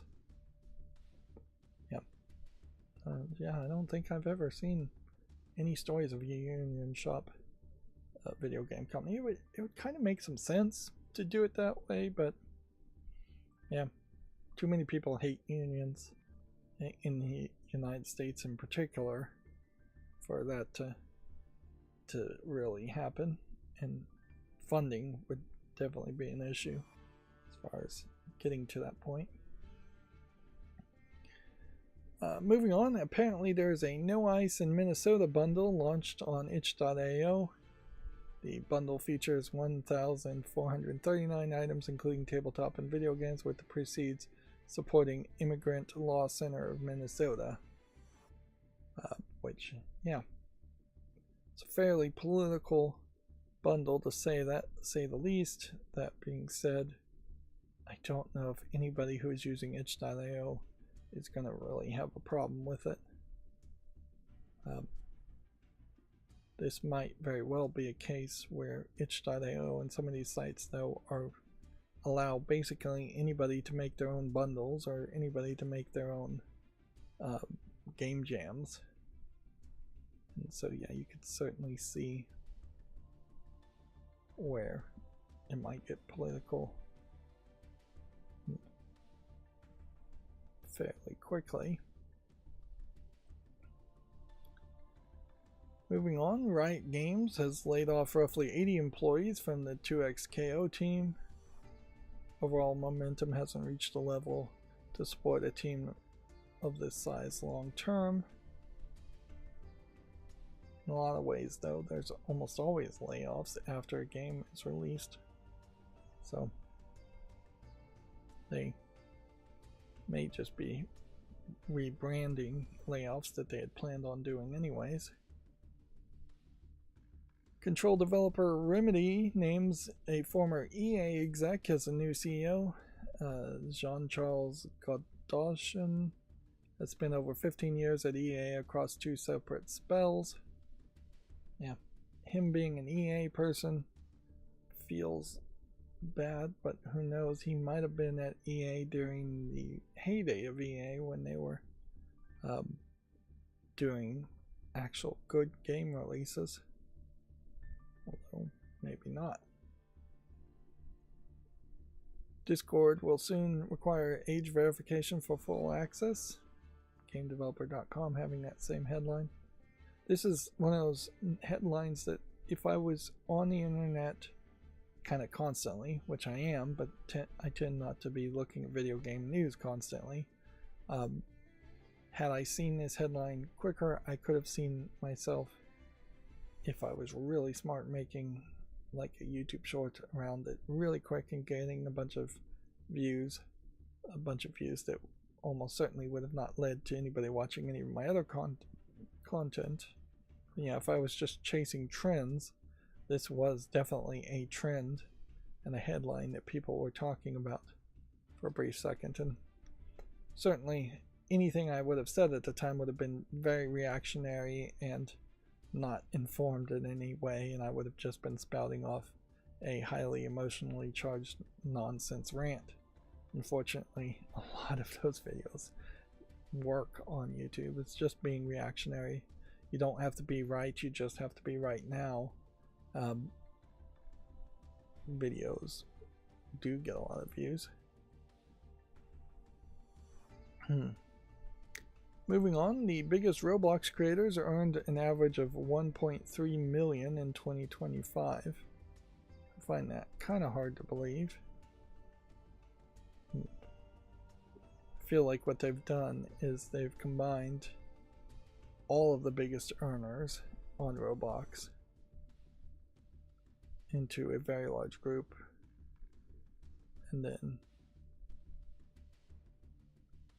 the top 1,000 creators earned an average of 1.3 million in 2025. Wow, there must be just a massive amount of microtransactions going on at that point. I just have to assume that's the case. What's funny is I don't hear about anybody actually playing Roblox, so I assume it is just a bunch of little kids in their rooms, never coming out and talking to people or touching grass, spending their parents' money like crazy.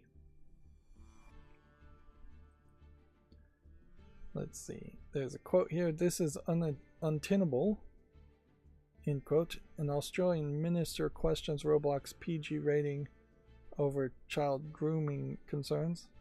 The platform has been accused of failing to protect children from predators who've actively sought to exploit their curiosity and innocence. Australia is very much pro-censorship, so they are ahead of the curve here, but these same accusations have been levied against Roblox around the world, and it does seem fairly obvious that Roblox has been slow and obstinate around actually trying to do any kind of effective protecting of children, although at a certain level it is just going to have to be age verification that gets thrown into it, and accounts that are not age verified are going to have to be locked out of talking to other people at all, or in any other way interacting with other people. Alright, and that brings us to all the new games on Steam. So when I swipe down like this, I'm going to be closing the tab. If I swipe like this, I'll leave it open to make a YouTube short on it. If I'm really interested in it, I'll put it on the following list by clicking the following button. I heard a bit of a review for this Yakuza Kiwami 3 and Dark Ties, and they mentioned that there's, in this remake of, I think, the first game, although why is it called 3 then?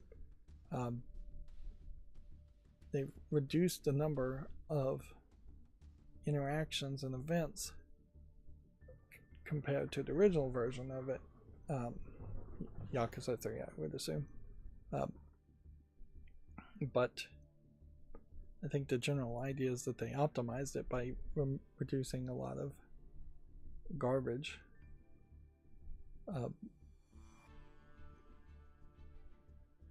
Events that were just time wasters. We haven't got any reviews yet, but there is indications, I think, that the reviews are going to be pretty low for this game. Right. Gore Sword. Every now and then we get these kinds of sword fighting games, and none of them ever, I think, really gain any level of relevancy. Put this on the follow list. And then every time I stream, we got a ton of horror games, and we got a ton of games where the animation is just not quite good enough, and we get a ton of games that are garbage in some other way, or asset flippy. I do want a disc golf game. Do I think this would be the disc golf game? Probably not, but I'll give it a chance.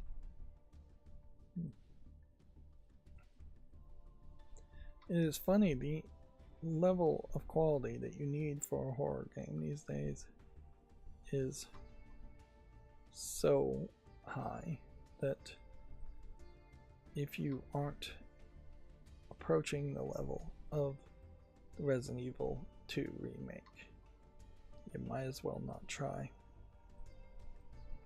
Either that, or you have to have a very unique custom art style going on to counter that. You cannot basically use any recognizable pre-made assets, whereas other games might. I'll give this a chance. Might allow you to still use pre-made assets.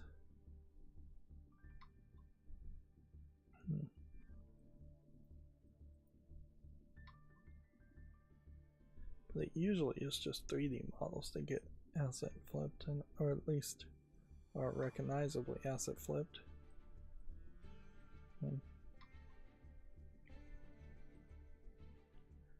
I would assume that there are just some animators out there that are making a few bucks here and there by just constantly making asset packs and never going further as far as into the realm of game development.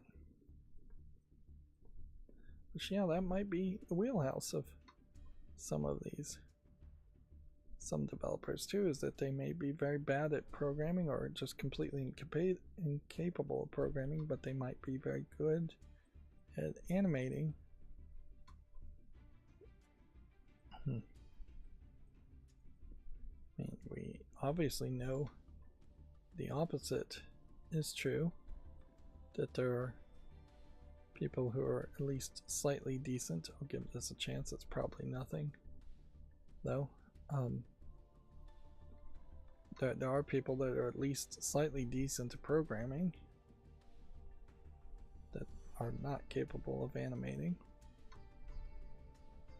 and as such they are using these asset packs. I suppose there is a potential future out there where just paying for a license for certain engines like the Unreal Engine might get you so many credits on their marketplace store, which I think is called Fab for the Unreal Engine, that you effectively have free access and use to all kinds of art and 3D models. I guess what we are trying to keep out as an idea here, I don't know why I said keep out, what we're trying to keep an eye on as an idea here as far as looking at these new games is that with Mugenics coming out, I'll give this a chance, it's probably nothing. With a couple of other games coming out, are we going to see any real changes of what gets released overall on Steam? Because every day you're getting roughly 100 new games released on Steam. That's a generalization, but a decent generalization as far as I thought.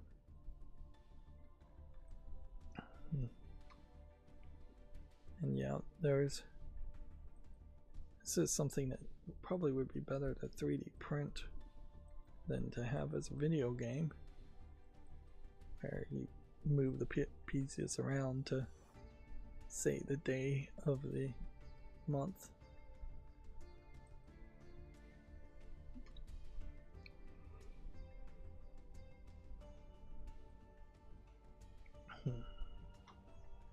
So far, I would say I'm not seeing any significant difference. This is an old school PS1 feeling, but not actually that low polygon. It's just more kind of the color style and the color palette.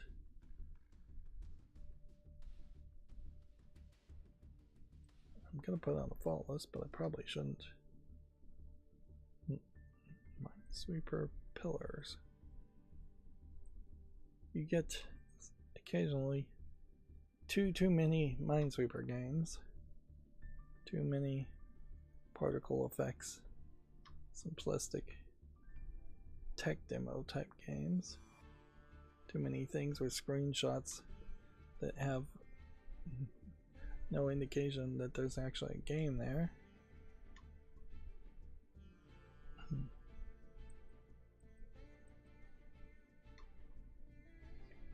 Yeah.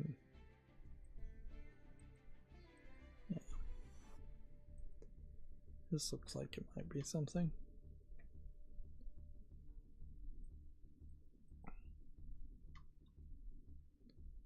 Yeah. Too many dot art games, too many jigsaw puzzle games. We don't see actually that many dot art games. I'm starting to feel the itch, like I would like to get back to playing some video games, but I know particularly after today, after this stream, this is 100% positive with 23 users. I'm going to go ahead and put it on the wish list, even though it isn't past the limit of 30 user reviews.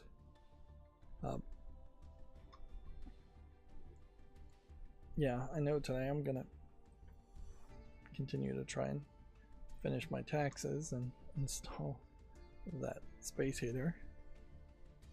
Yeah. But yeah, there's a real chance that that whole debacle is just going to have me dropping it as I try to mount it to a ceiling, or I mount it to the ceiling and it just falls down.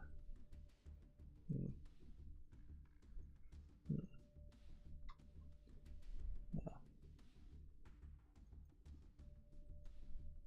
This looks interesting, but it's already mixed, which sadly does point out that like visuals alone don't really mean much. Like, there's just not a good way to play all the demos. Suppose if this is a different looking game, yeah, I suppose if I had infinite time and infinite energy, I would be going through demos and just installing a whole bunch of demos. This is too simplistic of a blackjack simulator. Do we really need annualized versions of blackjack simulators that it's called 2026?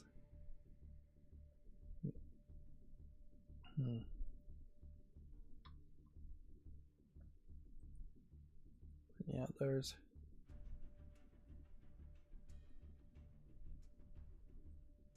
put that on the follow list too.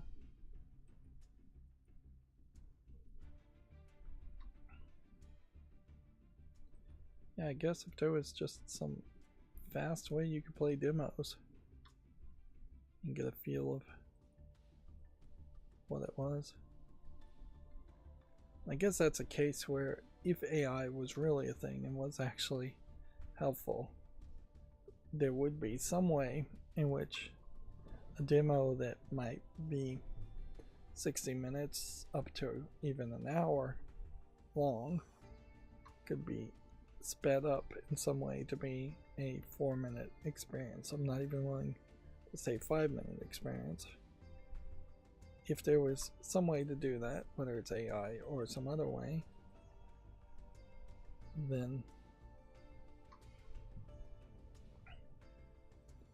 yeah, maybe that would be a thing. It almost certainly would have to be a case where you are streaming the game and not downloading the demos.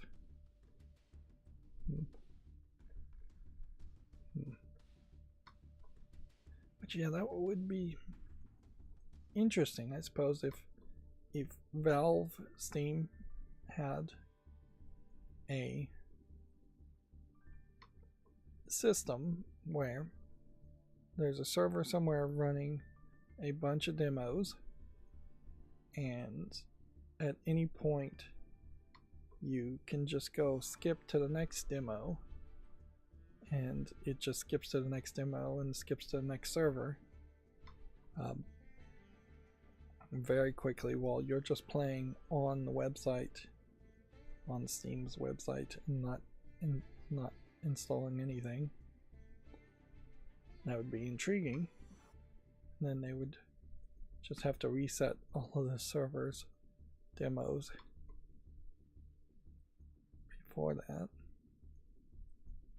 Then they also kind of need to reset it to the most popular point in the demo.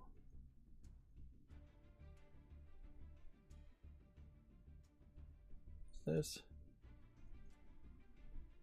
I thought for a second there this was going to be like a puzzle game where you have to decipher the text. I think it is that, but visually it's pretty bad looking.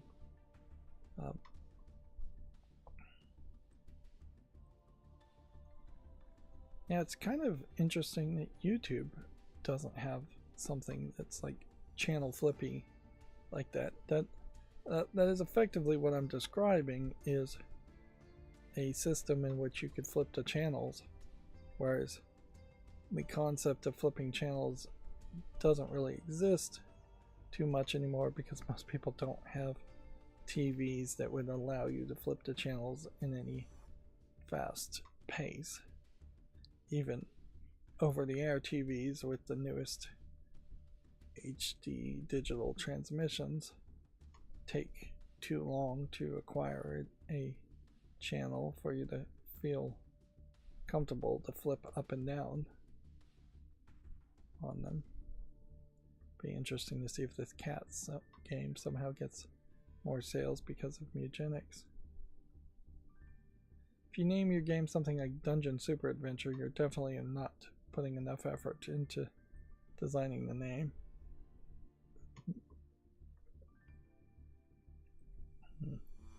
This looks interesting.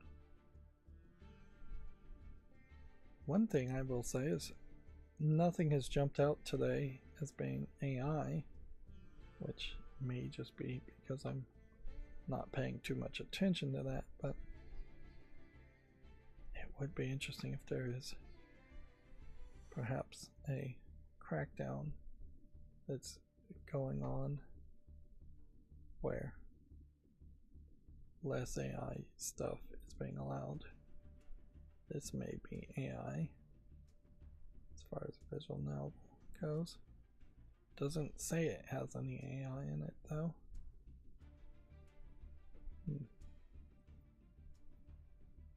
Yeah, art definitely doesn't feel like it quite matches the background. This is already mixed reviewed.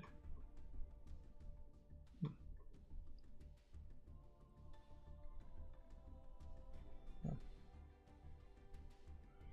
Inherently, I guess, if I think about it more though, if I am jumping into the middle of a demo, I probably won't know how to control the game, and a lot of that would still just be a case of me watching somebody else play it as much as me playing it. The difference wouldn't be much between the two. So trailers, which is what Steam tried to do, is micro trailers, and then they gave up on those. It's something I think I'd like to see them go back and try again, but yeah, it may very well be the case that that just doesn't need to be a thing. Are these being done with AI? I would assume as much. They're not claiming AI, but this art gets churned out very quickly. Questionably quickly.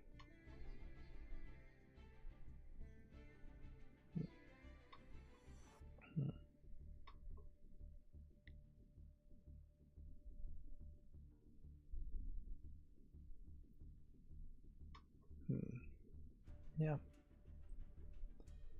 Well, that was shocking. We didn't see anything just horribly awful, or we didn't see enough for it to register that we were seeing a lot of horribly awful games. But then we also didn't see anything particularly great, and so perhaps it really is just the case that as we get closer to games actually coming out, closer to the second quarter of the year, there is just an overall rise in quality somewhat as far as what comes out on Steam. But yeah, nothing, no sleeper hits jumped out at me in that case. We'll scroll here for a brief second to see if we see anything that grabs my attention as far as the flawless cleanup as it is now.